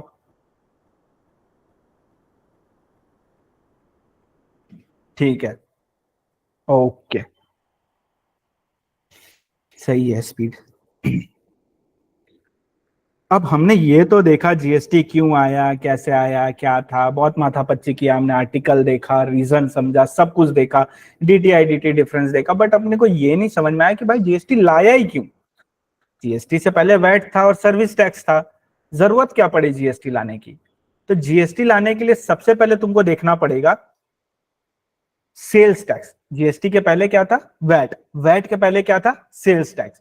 तो पहले सेल्स टैक्स में क्या प्रॉब्लम हुई ये समझते हैं, ठीक है। अब मान लो एक मिस्टर ए है, अब जो गुड्स है वो मिस्टर ए के यहां से ही ओरिजिनेट हो रहा है। कहां से ओरिजिनेट हो रहा है, मिस्टर ए के यहां से। कॉस्ट बनी उसकी 100 रुपीज, ठीक है। मिस्टर ए ने बोला 10% तो भैया प्रॉफिट रखूंगा, कम से कम 10 रुपया तो कमा लू उस पे, तो 10% प्रॉफिट रखता है। सेल्स टैक्स लगता है 30%, ठीक है। तो सेलिंग प्राइस कितनी बनेगी, 100 प्लस 10% उसका तुम्हारा प्रॉफिट प्लस 30% तुम्हारा सेल्स टैक्स। तो सेलिंग प्राइस कितनी बनी, 143। 143 हम लोग सीधा बायर से कलेक्ट करते हैं, who is the buyer, mister B. तो मिस्टर बी से हम कितना कलेक्ट करते हैं, 143। जस्ट अभी जो ऊपर कॉन्सेप्ट देखा उसके बेसिस पे अगर मैं तुमको बोलूं तो क्या ऐसा होगा क्या, 110 जाएगा तुम्हारा मिस्टर ए के पॉकेट में, 33 जाएगा तुम्हारा गवर्नमेंट के पास, राइट या रॉन्ग? राइट या रॉन्ग, जल्दी बोलो, राइट, करेक्ट। 100 रुपया था, 10% प्रॉफिट था, 30% सर ये था, सॉरी सेल्स टैक्स था, तो 100 प्लस 10% वाला मैं अपनी जेब में रख लूंगा, 30% वाला जो 33 रुपया बना वो मैं गवर्नमेंट को जमा करवा दूंगा। तो हमारा आउटपुट टैक्स कितना बना, जितना हम गवर्नमेंट को देते हैं उसको बोलते हैं आउटपुट टैक्स। तो आउटपुट टैक्स हमारा कितना बना, 33 हमने गवर्नमेंट को जमा करवा दिया। अब आते हैं मिस्टर बी के पास। ध्यान देना, we are not studying VAT not GST, we are studying sales tax right now, ठीक है। सेल्स टैक्स में सेट ऑफ वाला कॉन्सेप्ट नहीं था, जो लोग को पता होगा वो समझ गए होंगे, जो लोग को नहीं पता होगा बहुत बढ़िया, इधर आ जाओ। अब जल्दी से मेरे को बताओ एक बात अकाउंटिंग वालों, if a tax which is not set off, मतलब जिसको अपने सेट ऑफ नहीं कर सकते, not able to set off, क्या वो कॉस्ट का पार्ट बनता है? यस, वो कॉस्ट का पार्ट बनता है, वेरी गुड। तो मैंने बोला अपने सेल्स टैक्स पड़े 33 रुपए अपने सेट ऑफ नहीं कर सकते, क्या ये 33 रुपीज मिस्टर बी का कॉस्ट का पार्ट बनेगा? बिल्कुल बनेगा। सो मिस्टर बी के लिए कॉस्ट प्राइस कितनी बन जाएगी, 143। अब मिस्टर बी सेल कर रहे हैं मिस्टर सी को, he also want to keep the profit of 12% and the sales tax is 30% same. तो net amount payable by customer कितना हो जाएगा, 208, 208 रुपए अपने कस्टमर से कलेक्ट करेंगे एंड 208 में 48 रुपीज का जो टैक्स बनता है वो हम गवर्नमेंट को जमा करवा देगा, मिस्टर बी गवर्नमेंट को जमा करवा देगा, ठीक है। इसमें कोई प्रॉब्लम, सिंपल था। 100 में बना था, 10% प्रॉफिट रखा, 30% टैक्स लगा, 143 हुआ मिस्टर बी के लिए। मिस्टर बी ने 12% का प्रॉफिट रखा, 30% का सेल्स टैक्स था, तो 208 रुपए उसने कस्टमर से कलेक्ट किया, 48 रुपीज उसने जमा करवा दिया गवर्नमेंट को, रिमेनिंग उसके पॉकेट में चला गया, ठीक है। कितना हुआ, ये 160 रुपीज उसके पॉकेट में चला गया, ओके। अब यहां ध्यान से देखो, माल कितने का था, 100, सेकेंड स्टेज में कितना का हो गया, 208, ऑलमोस्ट डबल। कुछ वैल्यू एडिशन हुआ apart from profit? Apart from profit कुछ भी चेंज हुआ उसमें? नहीं चेंज हुआ। अननेसेसरी 100 का माल 208 का हो गया, डबल हो गया। क्या हुआ, इन्फ्लेशन हो गया अननेसेसरी का, सिर्फ और सिर्फ टैक्स की वजह से। प्रॉफिट ही तो सिर्फ बढ़ा था ना, कोई और चेंज तो हमने किया ही नहीं उसमें, फिर भी वो 208 का हो गया। सो ये प्रॉब्लम थी सेल्स टैक्स की, अननेसेसरी इन्फ्लेशन हो रहा था। तो इसको कंट्रोल करने के लिए एंट्री होती है वैट की, ठीक है। अब वैट और सेल्स टैक्स में जो एक मेजर डिफरेंस यही था कि अपने पीछे दिए हुए टैक्स को सेट ऑफ कर सकते हैं। कैसे करते हैं आओ दिखाता हूं, एकदम बेस लेवल पे आ गया हमने, ठीक है। मिस्टर ए था, 100 रुपए का था, 10 रुपया प्रॉफिट रखा, 30% वैट चार्ज किया, सेलिंग प्राइस कितनी हो गई, 143। कितनी हुई, 143। इनवॉइस जो जनरेट होगा उसमें क्या होगा, 110 रुपया सेलिंग प्राइस, 33 रुपया वैट, टोटल कस्टमर से कितना कलेक्ट करेंगे अपने, 143 रुपीज। सेम है, यहाँ पे कोई भी डिफरेंस नहीं है। 33 रुपीज जो आउटपुट टैक्स पहले था वो अभी भी बन रहा है। मिस्टर ए 33 रुपीज पहले भी जमा करवा रहे थे, अभी भी जमा करवा रहे हैं। तो क्या डिफरेंस हुआ सर, डिफरेंस अब आएगा, ठीक है। अब वैट बोलता है ना मिस्टर बी को कि तुमने 33 रुपया जो परचेज में पे किया था ना, I will let you to set off, तुम इसको सेट ऑफ कर सकते हो फ्यूचर में, ठीक है। अब जल्दी बताओ अकाउंटिंग वालों, अगर कोई भी टैक्स जो अपने फ्यूचर में सेट ऑफ कर सकते हैं, क्या वो कॉस्ट का पार्ट बनता है कभी भी? कभी भी नहीं बनता है, राइट। सो मिस्टर बी ने पेमेंट किया 143, जिसमें 33 रुपीज है वैट, जो कि फ्यूचर में सेट ऑफ हो सकता है। तो मिस्टर बी के लिए एक्चुअल कॉस्ट कितना बना, 110। तो एक्चुअल कॉस्ट कितनी बनी हमारे लिए, 110। 33 रुपया हमारा क्या हुआ, इनपुट टैक्स। अब जो टैक्स हमने प्रीवियस स्टेज पे किया होता है परचेज के टाइम पे, उसको बोलते हैं इनपुट टैक्स। क्या बोलते हैं, इनपुट टैक्स। अब सेम चीज है, 110 की कॉस्ट बनी, 12% मेरे को प्रॉफिट रखना है, 30% का वैट है। अब मिस्टर बी जब मिस्टर सी को सेल करेंगे तो 123 वो सेलिंग प्राइस दिखाएंगे, 37 उनका वैट का आउटपुट बनेगा एंड 160 रुपीज है जो वो कस्टमर से कलेक्ट करेंगे। सबसे पहली चीज जो मेरे को यहां पे दिख रही है वो दिख रही है, सेल्स टैक्स में 100 का माल हो गया था 208, यहां पे इमीडिएटली वही 100 का हो गया है तुम्हारा 160। तो काफी गिरावट आई है, हाँ जी काफी गिरावट आ गई इसमें, 160 का हो गया। अब मिस्टर बी के पर्सपेक्टिव से सोचते हैं कि मिस्टर बी को लॉस तो नहीं हो गया, तो मिस्टर बी क्या करेंगे, 37 रुपीज जो आउटपुट टैक्स बना है उसमें से 33 जो मैंने बोला था ना फ्यूचर में सेट ऑफ कर सकते हो, उसको सेट ऑफ कर लो, तो उसने उसको सेट ऑफ किया, तो नेट पेमेंट कितना बना 4 का। तो मिस्टर बी ने कितना पेमेंट किया 4 रुपीज, पहले वो कितना पेमेंट कर रहे थे 48 रुपीज, अब वो कितना का पेमेंट करेंगे 4 रुपीज का पेमेंट करेंगे। ओके, वैट का फुल फॉर्म पता है क्या, जल्दी बताओ कमेंट सेक्शन में, थोड़ी उंगलियां चला लो, बाकी लोग कैमरा ऑन कर लो, क्या कर रहे हो, वैल्यू एडेड टैक्स।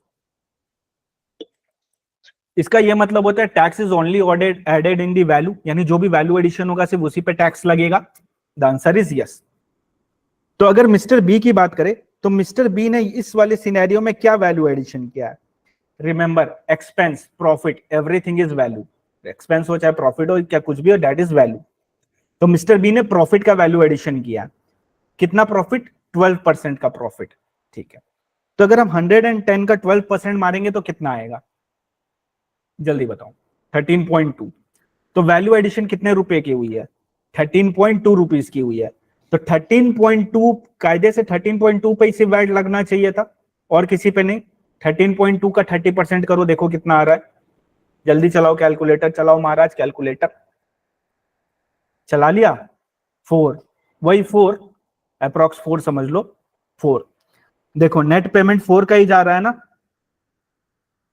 तो इसका मतलब क्या, सिर्फ और सिर्फ वैल्यू एडिशन पे ही टैक्स लगा है, इसलिए नेट पेमेंट भी 4 रुपीज का ही जा रहा है, क्योंकि एडिशन ही अपना हुआ था 13.2 जिसका टैक्स मारा तो अपने आया 30% 4, तो वैल्यू एडिशन हुआ 4। तो सर ये बात तो अपने को समझ में आ गया, इसको बोलते हैं कैस्केडिंग इफेक्ट ऑफ टैक्स, यानी टैक्स पे टैक्स लगना। इस वाले सेल्स टैक्स में देखो टैक्स पे भी टैक्स लग रहा था जिसकी वजह से अननेसेसरी प्राइस इन्फ्लेट हो जा रहा था। वैट में कैस्केडिंग इफेक्ट ऑफ टैक्स को एलिमिनेट कर दिया गया। तो जब भैया वैट इतना अच्छा था तो क्यों लाया जीएसटी, वैट से ही काम हो जाता, अननेसेसरी सिलेबस बढ़ा दिया, नहीं नहीं सिलेबस के लिए नहीं आया, ध्यान दो। वैट का जो सबसे बड़ा प्रॉब्लम था, वैट जो था ना वो था स्टेट स्पेसिफिक, हर स्टेट अपना अलग अलग बनाता था। दूसरी चीज वैट जो था वो गुड्स के लिए था, सर्विस के लिए उस टाइम चलता था सर्विस टैक्स। अब जो सर्विस टैक्स था दैट वाज आल्सो सिमिलर, उसमें भी आप सेट ऑफ वगैरह कर सकते थे, कोई दिक्कत नहीं था, बट प्रॉब्लम ये थी कि वैट और सर्विस टैक्स आपस में थोड़ी ना सेट ऑफ होते।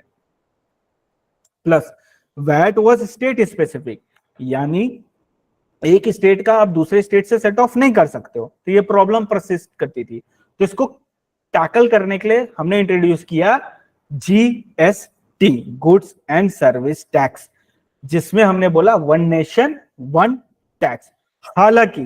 हालांकि it is not one nation one tax, यानी आप मुंबई का जो आउटपुट टैक्स है जीएसटी का वो गुजरात वाले के साथ सेट ऑफ नहीं कर सकते हो, आज भी याद रखना इस चीज को, आगे बताऊंगा डिटेल में, अभी बस इतना समझो, इट इज नॉट कि अब पूरा एक साथ हो चुका है, अभी नहीं हुआ है, टाइम है उसमें अभी।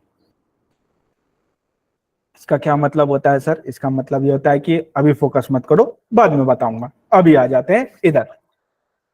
अब आते हैं मेन कॉन्सेप्ट की तरफ, आ जाओ सब कोई, बुक जिसके पास बुक नहीं है पीडीएफ ऑलरेडी शेयर कर दिया हूं तो पीडीएफ से देख लेना, नई पीडीएफ है तो अभी यहां से देखो, यहाँ पे स्क्रीन पे दिख रहा होगा। देखो क्यों हम लोग को जरूरत पड़ा कॉन्स्टिट्यूशन को अमेंड करने का, इसका आंसर है तुम लोग के पास, मैंने बताया था इसका आंसर, बिकॉज स्टेट अलग करता था, सेंटर अलग करता था, centre was basically for goods, state was basically sorry for goods manufacturing, goods excise और सर्विस, और स्टेट के लिए सिर्फ और गुड्स, गुड्स था तुम्हारा वैट वगैरह के लिए, उसके लिए। और कोई भी ऐसा लॉ नहीं था जो दोनों को मिल के पावर दे कि तुम लोग एक साथ कोई टैक्स को लगा लो और कलेक्ट कर लो।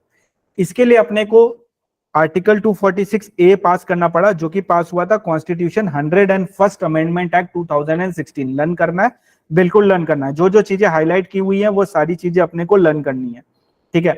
आर्टिकल 246 से किसके थ्रू आया था, कॉन्स्टिट्यूशन 101st अमेंडमेंट एक्ट 2016, जिसमें बोला गया कि जा तुम दोनों को पावर देता हूं, जाके साथ में जीएसटी लगा लो। तो कॉन्स्टिट्यूशन ने क्या इंपावर किया, सेंटर और स्टेट दोनों को, कि साथ में जाके लेवी कर लो और कलेक्ट कर लो जीएसटी। लेवी और कलेक्ट समझ रहे होगे लेवी कलेक्ट मतलब क्या होता है, जिस पे लगाना है उस पे लगा दो, जिससे कलेक्ट करना है उससे कलेक्ट कर लो। जनरली क्या होता है, फॉरवर्ड चार्ज मैकेनिज्म, यानी कलेक्ट करते हैं कस्टमर से, डिपॉजिट करता है सेलर जनरली। आगे चेंज होगा, बताऊंगा जैसे होगा, अभी बस इस पे फोकस करेंगे। फिर एंट्री होती है अपनी 366(12)A जो कि डिफाइन करता है जीएसटी को। जीएसटी क्या है, tax on supply of goods and services, यानी गुड्स और सर्विस या बोथ का सप्लाई करेंगे तो जीएसटी लगता है, except tax on alcoholic liquor for human consumption. What is GST? GST is a destination based tax on consumption of goods, because consumption of goods पे ही डेस्टिनेशन बेस्ड वाला concept लगता है। It is levied at all stages. All stages मतलब क्या होता है, मान लो मैन्युफैक्चरिंग हुआ तो जीएसटी नहीं लगता है, जब वो ट्रेडर से जाएगा, होलसेलर से जाएगा ट्रेडर के पास, ट्रेडर से जाएगा रिटेलर के पास, रिटेलर से जाएगा कस्टमर के पास, तो हर स्टेज में जीएसटी लगता चला जाएगा।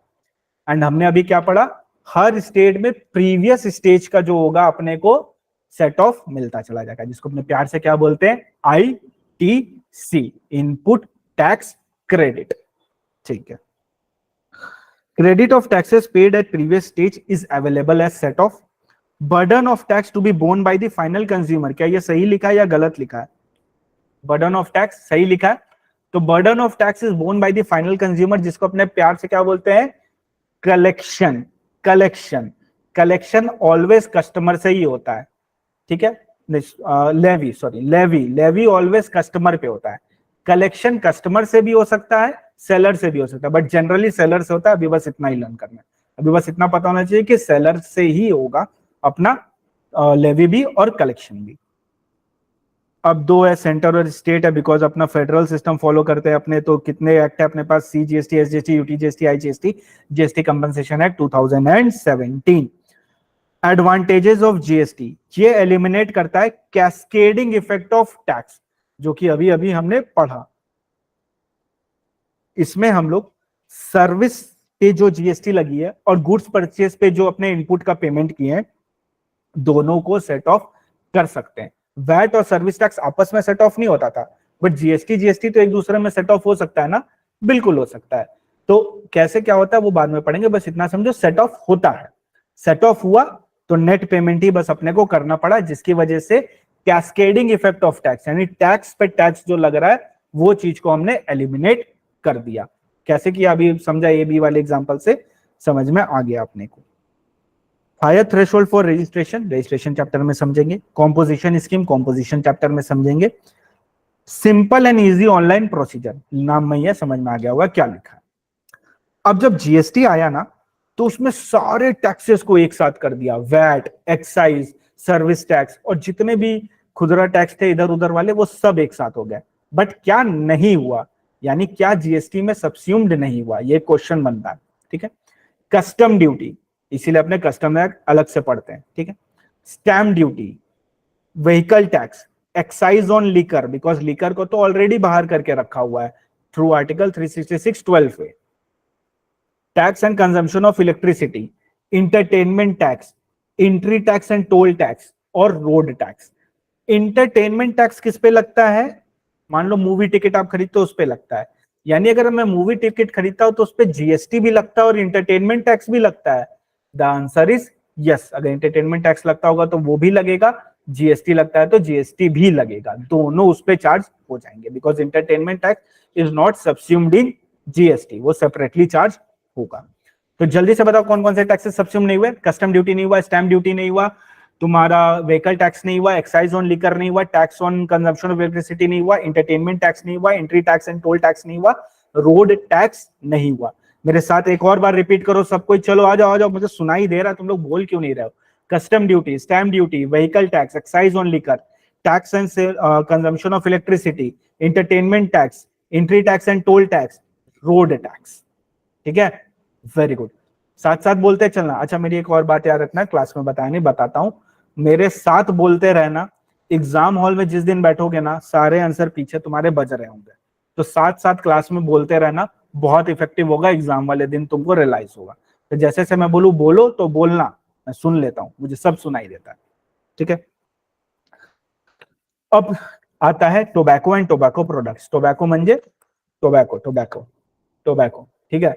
टोबैको एंड टोबैको प्रोडक्ट्स में क्या होता है, टोबैको एंड टोबैको प्रोडक्ट्स पे लगता है जीएसटी, बट इसमें सेंट्रल एक्साइज भी लगता है, दोनों लगता है। कैसे लगता है, अब मान लो बोलो जुबा केसरी, ठीक है। अब इसमें क्या होगा, जब ये मैन्युफैक्चर होगा, जब इसको मैन्युफैक्चर किया जाएगा तो इस पे लगेगा एक्साइज। क्या लगेगा, इस पे लगेगा एक्साइज। और जब ये ड्यूरिंग द अपना प्रोडक्शन लाइन में जाएगा, ये सॉरी सेलिंग लाइन में जाएगा, लाइक होलसेलर, होलसेलर से ट्रेडर, ट्रेडर से रिटेलर, फिर फर्दर जब भी जाएगा, जैसे जैसे ये सप्लाई चेन में आगे मूव करता चला जाएगा, इसमें लगने लगेगा जीएसटी। यानी जब ये मैन्युफैक्चर होगा टोबैको एंड टोबैको प्रोडक्ट, तो उस पे लगेगा एक्साइज। कौन सा एक्साइज, सेंटर वाला एक्साइज, सेंट्रल एक्साइज, यानी सेंटर को जाएगा पैसा। और जब ये सप्लाई चेन में आगे जाएगा तो इस पे लगेगा जीएसटी, ठीक है। सिमिलरली ओपीएम को अभी जीएसटी में तो है, बट इस पे लगता है एक्साइज ड्यूटी। अब ये सेम चीज है, स्टेट एक्साइज लगता है इसमें। जब ये मैन्युफैक्चर होगा तो इस पे लगेगा स्टेट एक्साइज, और जब ये सप्लाई चेन में आगे बढ़ेगा तो इस पे लगता चला जाएगा तुम्हारा जीएसटी, ठीक है। अब इसको अपने समराइज कर दें, देखो समराइज कैसे करते हैं, ये देखो। टोबैको पे क्या लगता है, एग्जाम के पहले बस यही देख के जाना है। टोबैको पे लगता है जीएसटी और सेंट्रल एक्साइज। सेंट्रल एक्साइज कब लगता है, मैन्युफैक्चर पे, और जब वो सप्लाई चेन में आगे जाता है तो उस पे जीएसटी लगता है, because GST is charge at every stages. अभी थोड़ी देर पहले पढ़ा ना, एवरी स्टेजेस पे जीएसटी लगता है। ओपीएम, ओपीएम क्या होता है पता है, पता ही होगा तुम लोग को। तो स्टेट एक्साइज लगता है उसके मैन्युफैक्चर पे, और तुम्हारा जो सप्लाई चेन में जब आगे बढ़ता है तो उस पे क्या लगता है, जीएसटी।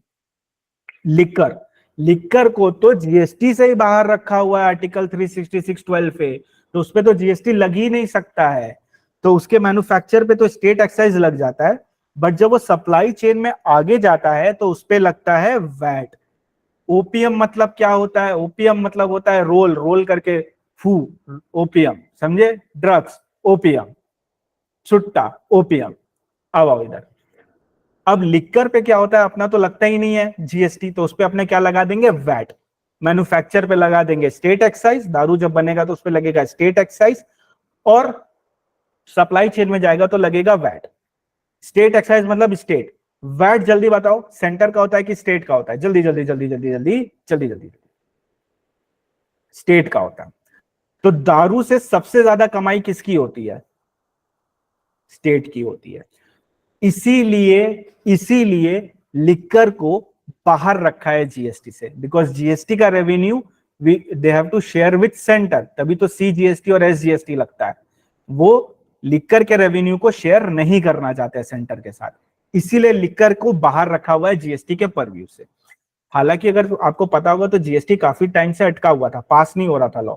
द रीजन यही था इसका, कि लिकर को इंक्लूड करना चाह रहे थे, वो लिकर को नहीं इंक्लूड करना चाहते थे स्टेट वाले, बिकॉज रेवेन्यू शेयरिंग हो जाता, उनको रेवेन्यू शेयर नहीं करना था। बट लास्ट में फिर क्या बोला, आर्टिकल में लिख दिया कि जा भाई दारू का रेवेन्यू नहीं लेंगे, बाकी के लिए जीएसटी लेके आ जाओ। तो बाकी के लिए जीएसटी आ गया, दारू के लिए नहीं आया।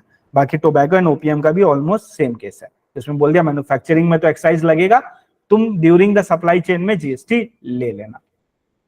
करेक्ट, गुटखा और दारू पे सबसे ज्यादा रेवेन्यू होता है इंडिया में, सबसे ज्यादा। ओके, अब नॉन टैक्सेबल सप्लाई के बारे में पढ़ते हैं, ठीक है।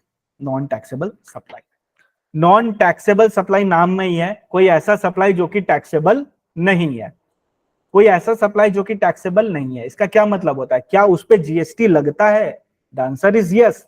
जीएसटी लगता है, the answer is yes, GST लगता है, बट अभी नहीं लगेगा। वो जीएसटी के परव्यू में तो है, बट उस पर अभी अभी नहीं लगाएंगे, फ्यूचर में लगा सकते हैं, अभी नहीं लगाएंगे, ठीक है। तो 5 प्रोडक्ट है पेट्रोलियम के जिनको टेम्पोरली आउट ऑफ जीएसटी रखा हुआ है, टेम्पोरली आउट ऑफ जीएसटी रखा है 5 पेट्रोलियम प्रोडक्ट। और दारू को तो भैया आर्टिकल के तहत, कॉन्स्टिट्यूशन के तहत ही बाहर रखा हुआ है, ठीक है। तो ऑलवेज रिमेंबर, अब जब हम लोग आगे पढ़ाई करेंगे और नॉन टैक्सेबल सप्लाई बहुत जगह आएगा, तो मैं आपको बोलूंगा 5+1, 5 पेट्रोलियम प्रोडक्ट और एक हो गया alcoholic liquor for human consumption. Alcoholic liquor और ह्यूमन कंजम्पशन तो ऑलवेज बाहर है, और ये जो 5 है ये अभी के लिए बाहर है, इनको नोटिफिकेशन वगैरह के थ्रू लाया जा सकता है जीएसटी के परव्यू में, जीएसटी इन पे चार्ज हो सकता है। अच्छा, अगर इस पे जीएसटी नहीं चार्ज होता है ये 5 प्रोडक्ट पे, तो ये 5 प्रोडक्ट पे क्या चार्ज होता है, जल्दी बताओ, कोई तो टैक्स लगता होगा। तो मैन्युफैक्चरिंग पे लगता है एक्साइज और सप्लाई चेन पे लगता है वैट। मैन्युफैक्चरिंग पे लगता है एक्साइज, सप्लाई चेन पे लगता है वैट। तो अगर आपको कोई ऐसा बोले कि वैट पूरी तरह से हट चुका है, तो आप बोलोगे क्या, हाँ वैट पूरी तरह से हट चुका है? The answer is no, VAT पूरी तरह से नहीं हटा है। क्या सर्विस टैक्स पूरी तरह से हट चुकी है? The answer is yes, service tax पूरी तरह से हट चुका है। अब देख लेते हैं 5 प्रोडक्ट्स कौन से, नेम लर्न करने आ जाओ। Petroleum crude, petrol, aviation turbine fuel, natural gas, high speed diesel, ये हो गया 5 +1 कौन सा, alcoholic liquor for human consumption, 5 + 1। तो petroleum crude, petrol, aviation turbine fuel, natural gas, high speed diesel. चलो चलो बोलो, अरे बोलो यार, कहां जा रहे हो तुम लोग। Petroleum crude, petrol, ETF, natural gas, high speed diesel and alcoholic liquor for human consumption. इससे क्वेश्चन बनता है, तुमको ये सारे नेम लर्न होने चाहिए, बिकॉज वो नॉन टैक्सेबल सप्लाई कई बार नहीं बोलेंगे, वो ये इसमें से कोई एक प्रोडक्ट दे देंगे, आपको आइडेंटिफाई करना होगा कि ये नॉन टैक्सेबल सप्लाई है, ठीक है। अब ये सब जो चल रहा है जीएसटी वगैरह, बहुत बढ़िया बात है, बहुत बढ़िया लॉ बना दिया, बहुत बढ़िया सब कुछ कर दिया, बट बिना टेक्नोलॉजी इंफ्रास्ट्रक्चर के क्या ये सब इंप्लीमेंट हो सकता है, पॉसिबल है? द आंसर इज नो, बिल्कुल भी पॉसिबल नहीं है। तुम कितना भी लॉ बना लो, बट अगर इंफ्रास्ट्रक्चर नहीं अपने पास प्रॉपर आईटी नहीं है, तो होगा ही नहीं। तो उस प्रॉपर आईटी का नाम है GSTN, goods and service tax network. ये एक non government private limited company है, ये एक टेक्नोलॉजी बैकबोन है जीएसटी के लिए। रोबस्ट सेटलमेंट मैकेनिज्म इसमें ऑलरेडी इंक्लूड होता है। ये एक strong IT infrastructure and service backbone है जो इनेबल करता है capture, process and exchange of information among stakeholder. As a result, goods and service tax network has been set up. Exam के लिए बस इतना रेलिवेंट है, अगर शॉर्ट नोट आएगा तो बस आप इतना भी लिख लोगे तो आपको फुल मार्क्स अलॉट कर देंगे वो, ठीक है। इसलिए ये इंपॉर्टेंट है थोड़ा, कई बार इस पे शॉर्ट नोट आ जाता है, जैसे जो अपना लास्ट क्वेश्चन होता है क्वेश्चन नंबर 7, उसमें वो बोल देंगे कि right a short note on GSTN, तब आप ये वाला इतना भी लिख के आ जाओगे तो सफिशिएंट है, ठीक है। अब इसी के साथ साथ कुछ और भी अपने देख लेते हैं, ठीक है, ये आगे काम आएगा, ठीक है। नील रेटेड, नाम में ही लिखा है नील रेटेड, मतलब जिसका रेट क्या है, नील, 0% है, like salt, grain, jaggery etcetera, इन सब का रेट क्या है, 0% है। क्या इस पे जीएसटी लगता है? The answer is yes, but क्या इसका जीएसटी रेट कुछ है? तो इसका जीएसटी रेट 0 है, जीएसटी लगता है बट जीएसटी रेट नहीं है। तो ये हो गया नील रेटेड। नील रेटेड मतलब जिसका रेट 0 है। एग्जेम्प्ट सप्लाई आता है। एग्जेम्प्ट सप्लाई मतलब क्या होता है, वो सप्लाई जिसपे जीएसटी तो लगता है बट हाल फिलहाल के लिए एग्जेम्प्ट करके रखे हैं। एग्जाम्पल हो गया तुम्हारा ब्रेड हो गया, कर्ड हो गया, या अपना एग्जेम्प्ट सप्लाई बहुत सारा है, हॉस्पिटल वगैरह, वो सब अपने पढ़ेंगे एग्जेम्पशन चैप्टर में, ठीक है। तो एग्जेम्प्ट सप्लाई पे क्या जीएसटी लगता है? The answer is yes. It is taxable? The answer is yes, but हाल फिलहाल के लिए इस पे जीएसटी अपने नहीं लगा रहे, थ्रू नोटिफिकेशन अपने जब चाहे तब इस पे जीएसटी चार्ज कर सकते हैं। एक मेरे को क्वेश्चन का आंसर देना, is alcoholic liquor for human consumption exempt supply? The answer is no, it is not exempt supply. Exempt supply वो होता है जो इस पे जीएसटी लगता है बट लगाया नहीं है। वेरी गुड, शाबाश, क्या बात है। ओहो, किससे पढ़ रहे हो तुम लोग, इतना अच्छा कॉन्सेप्ट क्लियर हो गया तुम लोग का, क्या बात है, क्या बात है, ठीक है। अब आते हैं नॉन टैक्सेबल सप्लाई, ये अपने ऑलरेडी देख लिया, 5+1 वहां बाजू में लिख लेना, इजी होगा लर्न करने में, 5+1 है। अब आता है सबसे confusing part, zero rated supply है। जीरो रेटेड सप्लाई म्हणजे क्या हो गया, 0+0 मतलब जीरो रेट, वो तो अपने ऑलरेडी पढ़ लिए, वो तो नील होता है। तो जीरो रेटेड सप्लाई क्या होता है, आओ समझते हैं, मजेदार कॉन्सेप्ट है। मान लो एक प्रोडक्ट है, प्रोडक्ट ए, इसका रेट है 18%, ठीक है। महाराष्ट्र से अपने वेस्ट बंगाल सप्लाई करते हैं, तो अपने क्या चार्ज करेंगे, जल्दी बताओ। IGST कितना चार्ज करेंगे, 18% पूरा चार्ज करेंगे, ठीक है। अब गवर्नमेंट बोलती है ना, अगर इसी प्रोडक्ट ए को तुम एक्सपोर्ट कर दो या तुम सेज को सप्लाई कर दो, तो हम तुमको 0% टैक्स लगाएंगे। तो हम तुमको 0% टैक्स लगाएंगे। यानी जीरो रेटेड सप्लाई मतलब वो सप्लाई जिसका रेट जीरो नहीं है, बट अगर एक्सपोर्ट किया और सेस को सप्लाई किया तो जीरो है। ऐसे उसका रेट 18% है, बट अगर एक्सपोर्ट कर दिया या सेस को सप्लाई किया तो अपने उसको 0% बोलेंगे, मतलब उस पर कोई टैक्स नहीं चार्ज करेंगे। That is zero rated supply. अच्छा, एक चीज अभी बता देता हूं कि जीएसटी में एक्सपोर्ट और सेस को सप्लाई करना ऑलमोस्ट सेम है। मतलब सेस को सप्लाई किया तो भी एक्सपोर्ट बोल सकते हो, और यूएसए वगैरह को भी सप्लाई किया तो भी एक्सपोर्ट बोल सकते हो। तो दोनों को एक ही मानना है अपने को, ठीक है। आगे बाइफर्केशन होगा, कैसे होगा समझेंगे। अभी के लिए बस इतना समझो, एक्सपोर्ट या सेस दोनों को एक्सपोर्ट बोला जाता है, ठीक है। एक्सपोर्ट ऑफ गुड्स और सर्विसेज या सप्लाई ऑफ गुड्स और services to a SEZ unit, दोनों को जीरो रेटेड सप्लाई बोलते हैं, बिकॉज रेट उस पर लगता है 0%, प्रोवाइडेड और भी कंडीशन है एज पर सेक्शन 16, काफी सारी कंडीशन दी हुई है, वो सब अगर अपने फुलफिल करेंगे तो अपने को ये मिलेगा। बट अभी मोटा मोटी अपने को बस इतना ही समझना है। नील रेटेड मतलब जिसका रेट 0% है। एग्जाम मतलब जीएसटी तो लगता है हाल फिलहाल के लिए बाहर रखे हुए। नॉन टैक्सेबल 5+1, 5 तो पेट्रोलियम प्रोडक्ट और एक तुम्हारा दारू। जीरो रेटेड सप्लाई मतलब रेट तो है उसमें, बट अगर एक्सपोर्ट किया ना तो 0%, एक्सपोर्ट किया तो 0%, अदरवाइज 18%।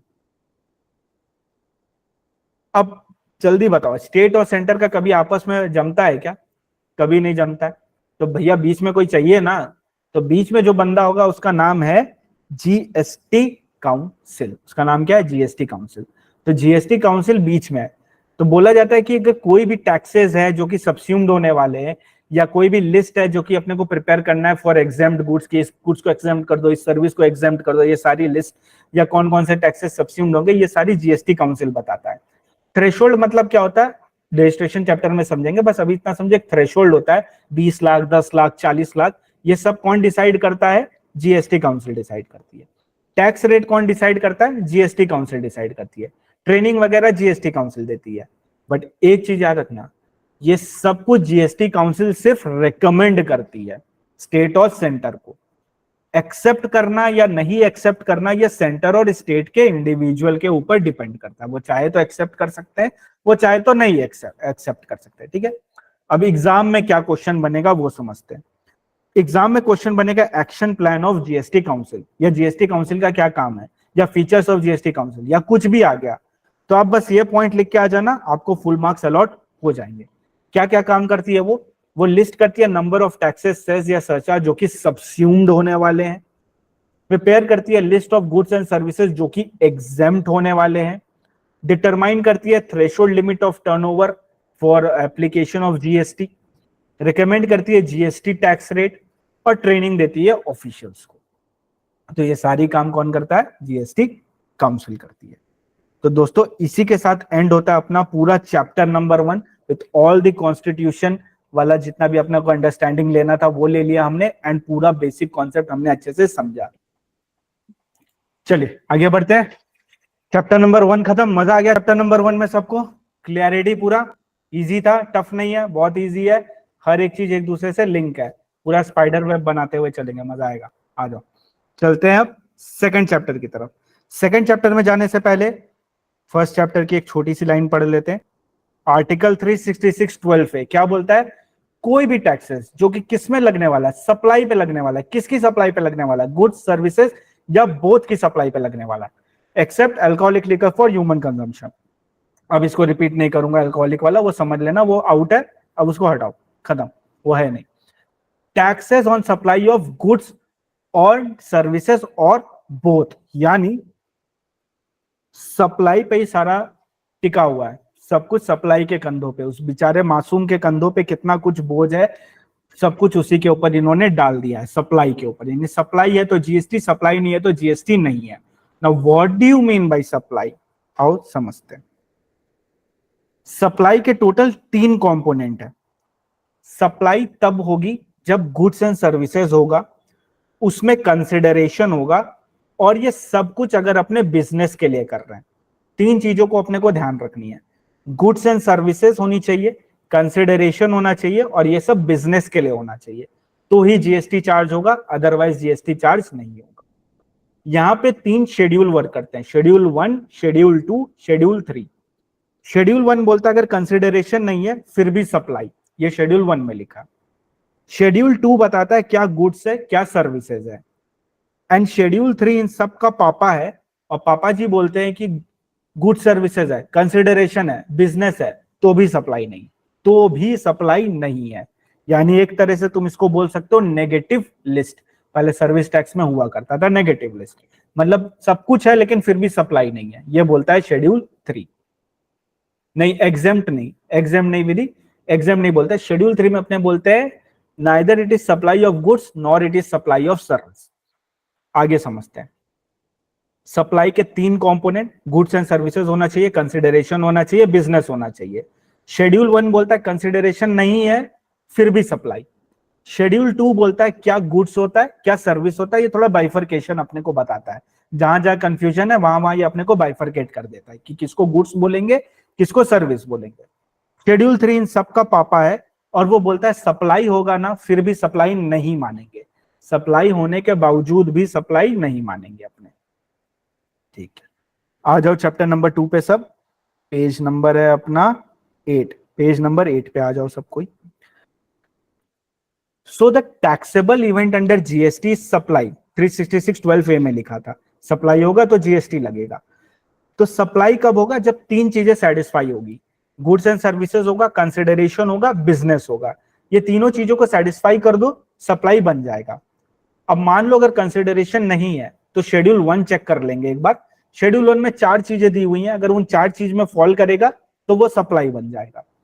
शेड्यूल 2 बताता है क्या गुड्स होता है क्या सर्विस होता है, थोड़ा बाइफरकेशन देता है अपने को। शेड्यूल 3 अब नेगेटिव लिस्ट, मतलब सप्लाई नहीं है वो सारी चीजें। तो सबसे पहले एक एक करके अगर समझ लेंगे तो पूरा कॉन्सेप्ट समझ में आ जाएगा।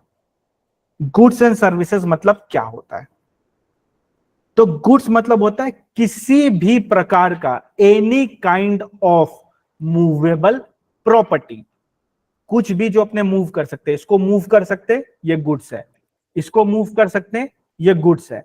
क्या बिल्डिंग को मूव कर सकते हैं क्या, नहीं, ओके। कार को मूव कर सकते हैं क्या, हाँ जी, कार को तो मूव ही करते हैं, तो कार भी गुड्स है। क्या एयरक्राफ्ट को मूव कर सकते हैं क्या, बिल्कुल करते हैं, अरे जाता नहीं एयरक्राफ्ट एक जगह से दूसरी जगह, तो एयरक्राफ्ट भी गुड्स है। कुछ भी चीज जो मूव हो सकती है एक जगह से दूसरी जगह वो गुड्स है, ठीक है। अब बिल्डिंग को तो उखाड़ के मूव नहीं कर सकते ना, लैंड को उखाड़ के मूव नहीं कर सकते ना, तो वो गुड्स नहीं है।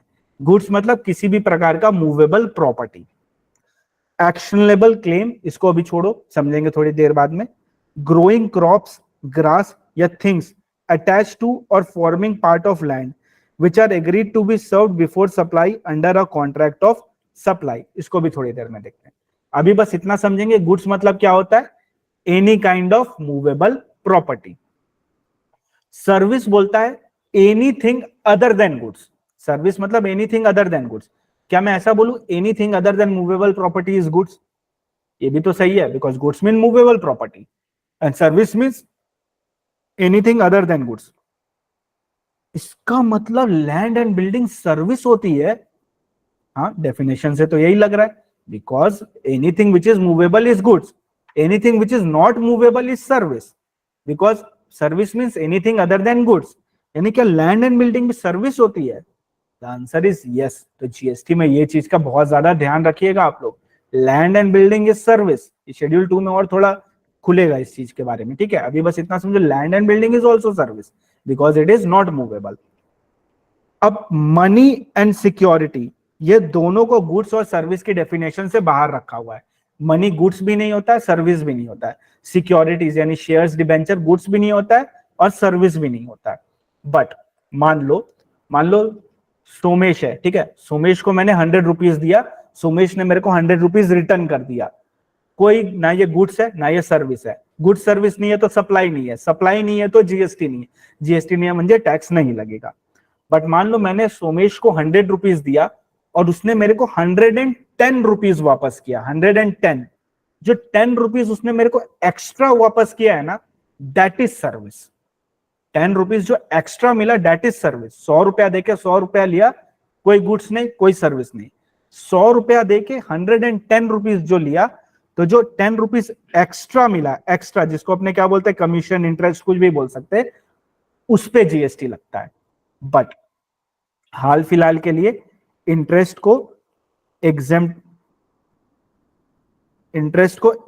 करके रखा, हाल फिलहाल के लिए क्या करके रखा हुआ है, एग्जेम्प्ट करके रखा हुआ है इंटरेस्ट को। पता नहीं इसको क्या हो गया, छोड़ो कोई बात नहीं, समझ गया ना, इंटरेस्ट को हाल फिलहाल के लिए एग्जेम्प्ट करके रखा है। तो मनी और सिक्योरिटी, क्या इसका यह मतलब होता है अगर मैं शेयर खरीदता हूं रिलायंस इंडस्ट्रीज के तो मेरे को जीएसटी लगेगा क्या? नहीं लगेगा। बट ब्रोकरेज का पेमेंट करूंगा उस पे जीएसटी लगेगा क्या? हाँ, उस पे लगेगा। शेयर का लेवा देवी पे नहीं लग रहा है, ब्रोकरेज पे लगेगा, कमीशन पे लगेगा, ये सारी चीजों पे जीएसटी चार्ज होता है। ठीक है, अगर कोई चीज गुड्स नहीं होती है, सर्विस नहीं होती है, क्या उस पे जीएसटी लग सकता है? The answer is no, because वो सप्लाई नहीं होगा। सप्लाई नहीं होगा तो जीएसटी नहीं लगेगा, बिकॉज जीएसटी का बेसिस जो है वो सप्लाई है। किसी भी चीज को अगर सप्लाई होना है तो पहले उसको गुड्स या सर्विस दोनों में से कुछ एक बनना पड़ेगा। जब वो दोनों में से कुछ एक बनेगा तब उस पर कंसिडरेशन चेक करेंगे और बिजनेस वाला एंगल चेक करेंगे। ठीक है, सप्लाई मतलब क्या होता है? Sale, transfer, barter, exchange, lease, rental, disposal etcetera, यानी सब कुछ। सब कुछ। लीज, रेंटल मतलब अगर तुम कचड़े में भी उठा के फेंक देते हो ना, डिस्पोज भी कर देते हो ना गुड्स को, तो भी वो सप्लाई होता है। सप्लाई मतलब सब कुछ। बट यहाँ पे एक चीज लिख लो, मैन्युफैक्चरिंग सप्लाई नहीं होता है। यानी अगर आप गुड्स को मैन्युफैक्चर किया तब जीएसटी नहीं लगेगा, जब उसको आप सप्लाई चेन में मूव करोगे तब जीएसटी लगेगा।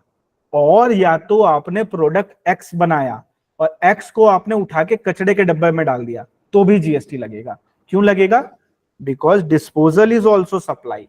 अगर आप उसको डिस्पोज ऑफ भी करते हो तो भी सप्लाई है, लेकिन बस मैन्युफैक्चर करके रख दिया, जीएसटी नहीं लगेगा। जब तक मूवमेंट नहीं होगा फिर जीएसटी नहीं लगेगा। ठीक है, मूवमेंट नहीं मतलब सप्लाई नहीं होगा जब तक। ठीक है, अब हमने देखा गुड्स एंड सर्विस होना चाहिए, तो हमने देखा गुड्स मतलब क्या? कोई भी मूवेबल प्रॉपर्टी। सर्विस मतलब क्या? Anything other than goods. ठीक है, अब सेकंड पॉइंट था इसमें consideration. What do you mean by consideration? आ जाओ, तुम लोग को डेफिनेशन लर्न करने का एक तरीका भी सिखा देता हूं, आगे बहुत ज्यादा काम आएगा बाकी सब्जेक्ट में। कंसिडरेशन मतलब क्या होता है? एनी पेमेंट मेड और टू बी मेड, या तो कर दिए हैं या तो करने वाले हैं फ्यूचर डेट में। तो कर दिए या तो करने वाले या तो कर रहे हैं, तीनों कवर है इसमें। मनी और अदरवाइज, यानी रोकड़े में भी कर सकते हैं, काइंड में भी कर सकते हैं, मनी और otherwise. In respect of, in response to, for inducement of, किस लिए पेमेंट कर रहे हैं? सप्लाई के लिए। किसकी सप्लाई के लिए पेमेंट कर रहे हैं? गुड्स, सर्विसेज या बोथ के लिए। And monetary value of any act and forbearance, यहां पे लिख लो अमेंडमेंट, इसको अमेंडमेंट के साथ एंड में इसको समझेंगे। Monetary value of any act or forbearance. तो what do you mean bye consideration? देखो डेफिनेशन बोलो, देखो तुमको लर्न हो चुका है। कैमरा ऑन करो, आ जाओ इधर। कंसीडरेशन मतलब क्या हो गया? कोई भी पेमेंट या तो कर दिया, या तो करने वाले, या तो मनी में, या तो otherwise, in respect of, in response to, for inducement of, किसके लिए? सप्लाई ऑफ गुड्स, सर्विसेज या both, and the monetary value of any act or forbearance. तो कंसीडरेशन मतलब क्या हो गया? कोई पेमेंट होनी चाहिए, या तो कर रहे हैं या तो करने वाले, या तो मनी में या तो अदरवाइज में, in respect of, in response to, for inducement of, supply of good services और both, and the monetary value of any act and forbearance. Sir हमको रट्टा क्यों लगवा रहे हैं? बिकॉज बेटा सिर्फ कॉन्सेप्ट समझने से मार्क्स नहीं आएगा, आपको कॉन्सेप्ट लिखना भी आना चाहिए, और लिखने के लिए रट्टे मारने जरूरी हैं, बिकॉज नहीं रट्टे मारोगे नहीं लिख पाओगे। तो रट्टे भी मारने, कॉन्सेप्ट भी समझना है, सब कुछ साथ साथ लेके चलना है अपने को। ठीक है, अब कुछ एग्जाम्पल एंड सर्कुलर देख लेते हैं। तो इस बुक में आपको एग्जाम्पल और सर्कुलर सब साथ साथ मिलेगा। ठीक है, तो अलग से कुछ नहीं पढ़ना है, सारे सर्कुलर वगैरह सब कुछ हमने इसी में कवर अप करके रखा हुआ है। तो सबसे पहला जो एग्जाम्पल और सर्कुलर है, और इससे क्वेश्चन आता है, बहुत ध्यान देना यहाँ पे, इससे क्वेश्चन बनता ही बनता है, हमेशा हमेशा नहीं बनता, मतलब आते रहता है। Donation received by charitable institute from individual donor without quid pro क्यो। क्विड प्रो क्यो मतलब होता है समथिंग फॉर समथिंग। मैंने तुम्हें पैसे दिए, बदले में तुम मुझे गुड्स दो या सर्विस दो, कुछ करो मेरे लिए, समथिंग फॉर समथिंग, फोकट के पैसे नहीं है। अब ये वाला जो है, इसके लिए तुमको यहां पे ध्यान देना पड़ेगा। कंसिडरेशन में ऑलवेज क्विड प्रो क्यू होना चाहिए, नहीं तो उसको कभी भी कंसिडरेशन अपने नहीं समझेंगे। कंसिडरेशन में the most important thing is quid pro Q, something for something. अब मान लो अगर अपने डोनेशन देते हैं एक चैरिटेबल इंस्टीट्यूट को या एक टेम्पल को या कोई भी रिलीजियस प्लेस को या कहीं पे भी अगर अपने डोनेशन देते हैं, तो ये वाला देखो, ये बुक में नहीं मिलेगा, ये मैं तुमको जनरल कॉन्सेप्ट से समझाता हूँ। क्या पर्पस होता है डोनेशन देने का? फेम होता है कि नहीं होता है? सच बताओ। The real purpose of giving donation is fame. Fame दो प्रकार के होते हैं, या तो पर्सनल या तो बिजनेस। अब अगर fame is related to personal, तो क्या पर्सनल वाला जीएसटी में आता है? क्या वो सप्लाई होता है? नहीं, बिकॉज सप्लाई के तीन चीज थे, गुड सर्विसेज, कंसिडरेशन और बिजनेस। तो अगर बिजनेस नहीं है तो फिर उस पर जीएसटी चार्ज नहीं होगा। यानी अगर हम एक डोनेशन देते हैं and the purpose of the donation is for fame and that fame is for personal purpose, तो क्या उस पर जीएसटी लगेगा? The answer is no. But अपने एक डोनेशन दे रहे हैं, फेम है और वो बिजनेस पर्पस के लिए, तो क्या उस पर जीएसटी लगेगा? द आंसर इज यस, तब उस पर जीएसटी लग जाएगा, बिकॉज तीनों कंडीशन सेटिस्फाई हो जाएगी। तो हाउ टू आइडेंटिफाई कि पर्सनल है कि बिजनेस है? तो इसके लिए सर्कुलर में बहुत सिंपल सी चीज लिखी है। अगर ये तीनों चीजों को अपने क्यूमुलेटिवली सेटिस्फाई कर लेते हैं, ये बुक में लिखा हुआ है, डोंट वरी, क्यूमुलेटिवली सेटिस्फाई कर लेते हैं, तो फिर अपने इसको बोलेंगे पर्सनल नेचर का, यानी इस पे जीएसटी नहीं लगेगा। तीनों क्यूमुलेटिवली सेटिस्फाई करो, जीएसटी नहीं लगेगा। तीनों में से अगर एक भी सेटिस्फाई नहीं हुआ तो वो बिजनेस नेचर का हो जाएगा और उस पर जीएसटी लग जाएगा। तो तीन कंडीशन क्या है? जो भी गिफ्ट और डोनेशन तुम दे रहे हो वो चैरिटेबल ऑर्गेनाइजेशन को देना। दूसरा, जो उसका कैरेक्टर है वो गिफ्ट और डोनेशन का होना चाहिए। तीसरा, उसका पर्पस होना चाहिए फिलैंथ्रोपिक, ठीक है, यानी कोई कॉमर्शियल गेन नहीं होना चाहिए, कोई एडवर्टीजमेंट नहीं होना चाहिए। एक एग्जांपल से समझते हैं। एक बंदे ने डोनेशन दिया टेंपल को, ठीक है। टेंपल को जैसे उसने डोनेशन दिया, उसने रूम बनाने के लिए डोनेशन दिया। उस रूम के बाहर लिखा हुआ था डोनेटेड बाय मिस्टर एक्स, बस इतना ही लिखा हुआ था। तो देखो, चैरिटेबल ऑर्गेनाइजेशन को दिया, आंसर इज यस, ठीक है। मैं बोल रहा हूँ चैरिटेबल ऑर्गेनाइजेशन थी वो। क्या उसका नेचर डोनेशन था? हाँ जी, रूम बनाने के लिए दिया था, डोनेशन है। क्या पर्पस फिलैंथ्रोपिक था? तो तुमको लग रहा होगा नहीं, उसने तो अपना नाम लिखाया है। फिलैंथ्रोपिक मतलब होता है कॉमर्शियल नेचर नहीं होना चाहिए। क्या उसके नाम से उसका कोई कॉमर्शियल का एडवर्टीजमेंट हो रहा है क्या? तो उसके धंधे का एडवर्टीजमेंट हो जा रहा है क्या? नहीं हो रहा है। तो ये पर्सनल नेचर का हो गया। अब यही सिमिलर बंदा अगर टेंपल को मान लो डोनेशन देता, बोलता है एक रूम बनाओ, उस रूम के नीचे लिखो mister X proprietor of X and company और फलाना फलाना एड्रेस, तो इस सिनेरियो में क्या फिलैंथ्रोपिक पर्पस होता? The answer is no, because उसने अपने बिजनेस का एडवर्टीजमेंट कर दिया। जैसे ही बिजनेस का एडवर्टीजमेंट किया वो बिजनेस नेचर का हो जाएगा और उस पर जीएसटी लग जाएगा। Very good, GST will be levied. तो ये देखो, an important feature of consideration is quid pro quo। quid pro quo, जल्दी बोलो, quid pro quo क्या? हैरी पॉटर, ठीक है। something for something। donation received by charitable organization are treated as consideration only if there exists quid pro quo। यानी अगर उसने पैसा दिया है तो एक ऑब्लिगेशन होना चाहिए रेसिपेंट को कि वो बदले में कुछ करे, बदले में कुछ करे, एक ऑब्लिगेशन होना चाहिए, या कॉन्ट्रैक्चुअल या ओरल या किसी भी रूप में एक होना चाहिए उसके ऊपर। श्रीमती दुर्गा देवी डोनेट की some money to temple in the memory of her late father. Trust ने कंस्ट्रक्ट किया एक रूम को एंड उसके बाहर लिख दिया donated by Shrimati Durga Devi in the memory of her father. जल्दी बताओ, क्या इससे कोई कॉमर्शियल गेन हो रहा है क्या? नहीं हो रहा है। सो ये पर्सनल नेचर का हो गया, पर्सनल नेचर का हो गया। क्या इस पे जीएसटी लगेगा? द आंसर इज नो, इस पे जीएसटी नहीं लगेगा, because no reference of any business activity of the donor. अगर आप ध्यान से हाइलाइट्स को देखोगे तो हाईलाइट भी ऐसे किया हुआ है कि आप इंपॉर्टेंट चीज पे ही फोकस करो, जब नेक्स्ट टाइम रिवीजन करोगे तब। इनिशियली तो आपको पूरा पढ़ना पड़ेगा। तो जीएसटी कब लेविएबल नहीं होता है? जब ये तीन कंडीशन सेटिस्फाई कर दो। गिफ्ट और donation is made to charitable organisation, character उसका डोनेशन है और पर्पस उसका फिलैंथ्रोपिक है, यानी कोई भी कॉमर्शियल गेन नहीं हो रहा, कोई एडवर्टीजमेंट नहीं हो रहा। ठीक है, अब एक चीज आपको समझना पड़ेगा। एक पेंटर है, वो पेंटिंग बनाता है, ठीक है। घर बना देता हूं, यहाँ पे थोड़ा चिड़िया बना देता हूं, ठीक। अब एक पेंटिंग है, अब एक पेंटर ने पेंटिंग बनाई। जब पेंटर पेंटिंग बनाता है ना, तो वो उसको कहां सेंड करता है? एग्जीबिशन में सेंड करता है।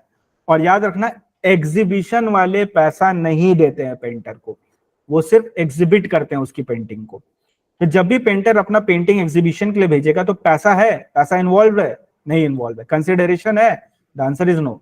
कंसिडरेशन नहीं है तो सप्लाई है, the answer is no. Supply नहीं है तो जीएसटी लगेगा, नहीं लगेगा। हर चीज एक दूसरे से लिंक है, ठीक है। बट एग्जीबिशन में मान लो सेल हो जाता है, किसी को पसंद आ गई पेंटिंग, उसने खरीद ली पैसे देके, तब जीएसटी लगेगा, द आंसर इज यस, तब जीएसटी लग जाएगा।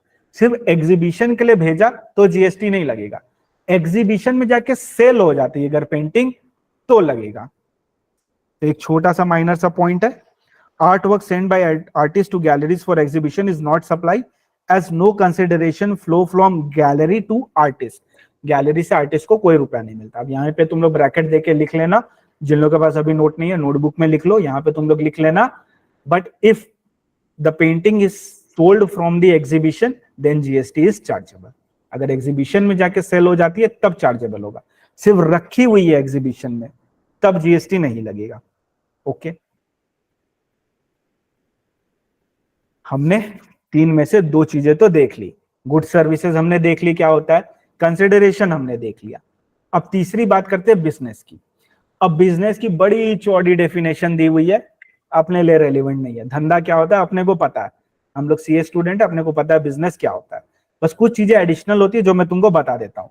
अब मान लो क्या हुआ कि मैं मस्त नहा रहा था, नहाते नहाते मैं मस्त गाना गा रहा था, तुम मान मेरी जान, ये वाला मैं गाना गा रहा था। गाते गाते बाहर से अचानक से टी सीरीज का कोई मालिक गुजरा, उसको मेरा गाना बहुत पसंद आया, उसने क्या किया, मेरे को ले गया, मेरे को जाके स्टूडियो में रिकॉर्ड करवा दिया, गाना अपलोड करवा दिया, गाना में चला गया 100 मिलियन और मेरे को हो गई मस्त अर्निंग। तो जल्दी बताओ क्या गाना गाना मेरा काम है क्या? नहीं, गाना गाना मेरा काम थोड़ी है। उसने तो बस मेरे को पकड़ लिया गाते हुए देख लिया, तो उसने बोला चलो गा दो और पैसे की अर्निंग हो गई। तो क्या यह मेरा बिजनेस है क्या? अगर ऊपर ऊपर से देखा जाए तो ये मेरा बिजनेस नहीं है, मेरा तो काम पढ़ाना है, बिजनेस तो मेरा पढ़ाने वाला है, मेरा तो गाने गाने का बिजनेस नहीं है। लेकिन याद रखना, फ्रीक्वेंसी, वॉल्यूम, कॉन्टिन्यूटी और रेगुलरिटी मैटर नहीं करता है। एक बार भी किया ना तो भी बिजनेस, अपने को बस यही जानना था। कोई भी काम अगर एक बार भी कर दिया ना तो भी बिजनेस हो जाएगा वो। यानी कंटिन्यूटी, रेगुलरिटी, फ्रीक्वेंसी, वॉल्यूम, ये सब कुछ मैटर नहीं करता है। अगर तुमने एक पीस भी बेच दिया तो भी बिजनेस, तुमने आधा पीस भी बेच दिया तो भी बिजनेस, एक बार भी किया तो भी बिजनेस। और अगर बिजनेस है, कंसिडरेशन है, गुड्स एंड सर्विसेज है, अब जैसे singing, singing is a service because it is other anything other than goods, तो ये हो गया सर्विस। पैसे मेरे को मिले थे, हो गया था कंसिडरेशन। एक बार मैंने किया तो भी इट इज बिजनेस। अब ये हो गई सप्लाई, सप्लाई हो गई तो जीएसटी लग जाएगा क्या? The answer is yes. जैसे ही सप्लाई हुआ जीएसटी तो तुरंत लग ही जाना है, बिना किसी को उसके देरी के, ठीक है। बट एक चीज का ध्यान रखना कि जो अपना सप्लाई होता, बिजनेस होता है और एक पर्सनल होता है, एक थिन लाइन की डिफरेंस होती है जो अपने को पता होना चाहिए। एक गाड़ी है जो मेरी पर्सनल है, मैं बिजनेस के लिए यूज नहीं करता हूं, उस गाड़ी को मैंने जाके बेच दिया, तब यहां पे ये वाला कॉन्सेप्ट मत लगाना बिजनेस वाला कि एक बार भी बेचा तो बिजनेस, नहीं नहीं, वो पर्सनल गाड़ी है, वो पर्सनल गाड़ी है तो पर्सनल पर्पस हो गया, तब वो उसको बिजनेस में मत लेना। एक थिन लाइन का डिफरेंस है जो तुमको अपने आप थोड़ी थोड़ी जैसे आगे बढ़ेंगे अपने तुमको समझ में आने लगेगा क्या पर्सनल होता है क्या बिजनेस होता है। कोई पर्सनल सामान, कोई पर्सनल काम, वो पर्सनल हो जाएगा, वो फिर बिजनेस नहीं बनेगा। अब गाना गाना ये पर्सनल नहीं हुआ ना, ये तो फिर तुमने पब्लिक में गाया, तुमने अर्निंग कर ली, अब ये पर्सनल कैसे हुआ?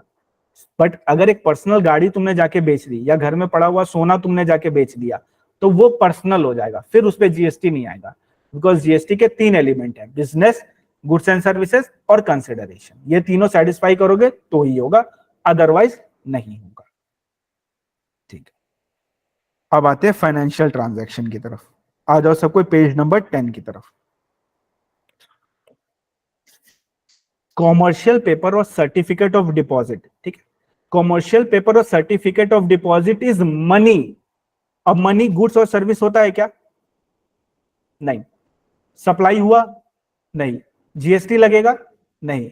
यानी कॉमर्शियल पेपर और certificate of deposit is money and money is not goods और services, so it is not supply. If it is not supply then no GST. Similarly derivative is securities. क्या security good service होता है क्या? The answer is no, it is not goods and services. तो अगर goods and services नहीं है तो क्या सप्लाई है क्या? The answer is no. तो अगर सप्लाई नहीं है तो क्या जीएसटी लगेगा क्या? The answer is no, GST भी नहीं लगेगा। अब फ्यूचर कॉन्ट्रैक्ट्स और फॉरवर्ड कॉन्ट्रैक्ट्स, ये मेरे से ज्यादा अच्छी तरीके से आप लोग जानते हो, एसएफएम वाले हो आप लोग। अब future contract and forward contract में क्या होता है कि अपने सिर्फ डीलिंग करते हैं और फिर सेट ऑफ कर देते हैं लास्ट में नेट ऑफ, मोटा मोटी यही होता है फ्यूचर फॉरवर्ड। ओके, तो बोलते हैं फ्यूचर एंड फॉरवर्ड जो होता है वो डेरिवेटिव होता है। डेरिवेटिव सिक्योरिटी होता है, सिक्योरिटी गुड्स और सर्विसेज दोनों नहीं होता है, तो सप्लाई नहीं हुआ, सप्लाई नहीं हुआ तो जीएसटी नहीं लगेगा, यानी फ्यूचर और फॉरवर्ड में जीएसटी नहीं लगता है। बट ये आधा सच है, पूरा सच ये है कि अगर फ्यूचर और फॉरवर्ड में एक्चुअल डिलीवरी इन्वॉल्व है, actual delivery of goods involve है, तब उस पे जीएसटी लग जाएगा। If it is net of, set of कर रहे हैं, सिर्फ नेट कर रहे हैं, तब जीएसटी नहीं लगेगा, बिकॉज तब वो डेरिवेटिव हो जाएगा। बट अगर actual goods and services involve कर दोगे ना, तो फिर जीएसटी तुमको उस पर चार्ज करना पड़ेगा। ठीक है, सिक्योर्ड डेट जो होता है वो डेरिवेटिव होता है, और ये सिक्योरिटी है, सिक्योरिटी है तो गुड्स एंड सर्विसेज नहीं है, गुड्स एंड सर्विसेज नहीं है तो सप्लाई नहीं है, सप्लाई नहीं है तो जीएसटी नहीं लगेगा। ट्रांजैक्शन इन इंस्ट्रूमेंट जो होता है वो भी टैक्सेबल नहीं होता है। And service by way of extending deposit, loan and advance, so far the consideration is represented by way of interest or discount, यानी in short interest on loan, interest वगैरह जो होता है that is exempt, not taxable कभी मत बोलना, that is exempt, वो क्या होता है? exempt होता है। ठीक है, जो पढ़ा बहुत अच्छे से समझ में आया। अब ये रहा उसका crux, CPCD not taxable, derivative not taxable, future forward not taxable, but अगर एक्चुअल डिलीवरी इन्वॉल्व है then it will be taxable. Secured debt not taxable, transaction instrument not taxable, interest और discount is exempt, not taxable कभी नहीं बोलेंगे, क्या बोलेंगे? Exempt. Okay, ये था बहुत ज्यादा इंपॉर्टेंट सर्कुलर जो कि स्टडी मटेरियल का था, इसको अपने कवर अप किया। अब एक और इंपॉर्टेंट सर्कुलर की तरफ अपने बढ़ है, सब यहां ध्यान देना, थोड़ा ट्रिकी लग सकता है बट जैसे चार्ट के थ्रू समझा रहा हूं ना, फ्लो समझना, ठीक है, तो इजी लगेगा तुमको। एक कंपनी है, ठीक है, राजस्थान में उसको एक जमीन पसंद आई, एक कंपनी है राजस्थान में, उसको एक जमीन पसंद आई, उसको पता चला उस कंपनी को कि उस जमीन के नीचे ऑयल है, ठीक है, ऑयल है जिससे अपने पेट्रोल बना सकते हैं, ठीक है, जो रॉ ऑयल होता है उसको प्रोसेस करके पेट्रोल बनाया जाता है, तो उसको पता चला रॉ ऑयल है। अब जैसे ही कंपनी गई गवर्नमेंट के पास ये जमीन को लेने, तो गवर्नमेंट को भी पता है इसके नीचे ऑयल है, अब ऑयल वाला जमीन इतना इजीली थोड़ी बेच देंगे, तो गवर्नमेंट क्या करेगी? डील करेगी कंपनी के साथ कि ये जमीन हम तुमको लीज पे देते हैं, तुम इस पे एक्सट्रैक्शन करो, और एक्सट्रैक्शन करने के बाद प्रोसेस करो, प्रोसेस करने के बाद जो पेट्रोल तुम बेचोगे उसमें से अपना कोई परसेंटेज होगा, जैसे 80% तुम रख लेना, 20% मेरे को दे देना। मतलब गवर्नमेंट लीज पे तो इससे ये लेगी, प्लस प्रॉफिट भी लेगी, जब पेट्रोल बेच के आएगा उसका प्रॉफिट का शेयर भी लेगी। तो ये कंपनी ने लीज पे लैंड ले लिया, इसने रॉ ऑयल को प्रोसेस किया, प्रोसेस करके पेट्रोल बना के मार्केट में लेके चली गई। अब मार्केट में जब ये इसको लेके गई तो मान लो 100 रुपीज में इसने इसको बेचने का ट्राई किया, जो एक्सट्रैक्शन का कॉस्ट था वो था 20, तो प्रॉफिट कितना हुआ अपने पास? 80 का। अब ये 80 किसके बीच में जाएगा?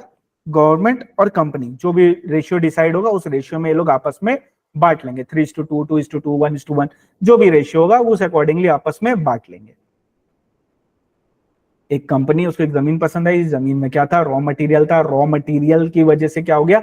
उसने गवर्नमेंट के पास गई, गवर्नमेंट से लीज में रॉ मटेरियल लैंड ले लिया, गवर्नमेंट ने बोला ठीक है एक्सट्रैक्शन करो, जो भी खर्चा होगा एक्सट्रैक्शन का वो माइनस कर देना, उसके बाद जो प्रॉफिट बचेगा वो प्रॉफिट को अपन आपस में बांट लेंगे। क्लियर? किसी को कोई समस्या है यहां तक स्टोरी क्लियर है? ठीक। तो प्रॉब्लम कहां आ रही है सर? प्रॉब्लम ये आ रही है कि अगर तुम ध्यान से देखो तो 100 रुपए की कमाई में क्या 20 रुपए पहले ही कंपनी ने रख लिए? 20 रुपए पहले ही रख लिए कंपनी ने, एक्सट्रैक्शन का जो कॉस्ट था वो पहले ही रख लिया, फिर वो 80 को स्प्लिट कर रहे हैं गवर्नमेंट और कंपनी आपस में, तो जो पहले से रख लिया उसको बोलते हैं कॉस्ट पेट्रोलियम, यानी एक्सट्रैक्शन का कॉस्ट, और जो प्रॉफिट स्प्लिट होता है उसको बोलते हैं प्रॉफिट पेट्रोलियम। जो कॉस्ट होता है उसको बोलते हैं कॉस्ट पेट्रोलियम, जो प्रॉफिट होता है उसको बोलते हैं प्रॉफिट पेट्रोलियम।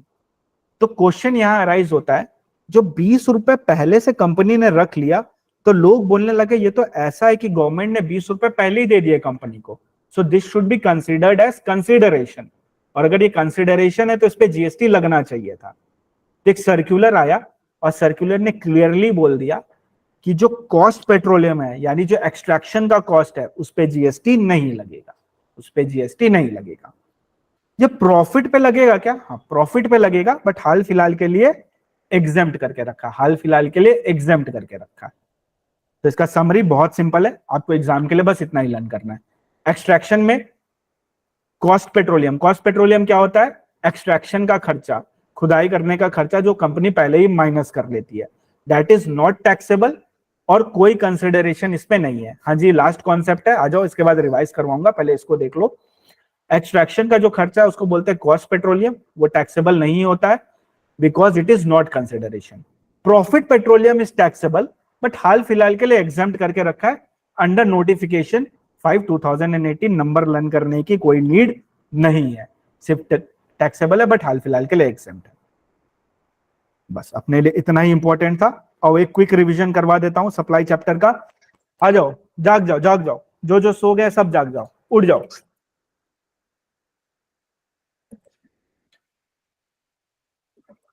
चलो रेडी? ओके, मेरे साथ साथ सबको ट्राई करना बोलने का जितना बोल पाओ। सप्लाई के टोटल कितने कंडीशन? 3। क्या होना चाहिए? गुड सर्विस होना चाहिए, कंसिडरेशन होना चाहिए, बिजनेस होना चाहिए। कंसिडरेशन नहीं है फिर भी सप्लाई कौन सा शेड्यूल बोलता है? शेड्यूल 1। ठीक है, क्या गुड्स है क्या सर्विस है कौन बोलता है? शेड्यूल 2।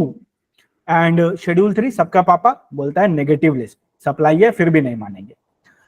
अब गुड्स एंड सर्विसेज क्या होता है? Anything which is movable is goods and anything other than goods is service.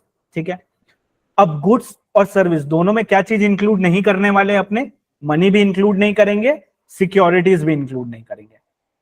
Okay, supply मतलब sale, transfer, barter, lease, exchange, rent, मतलब फेक भी दिया ना तो भी सप्लाई।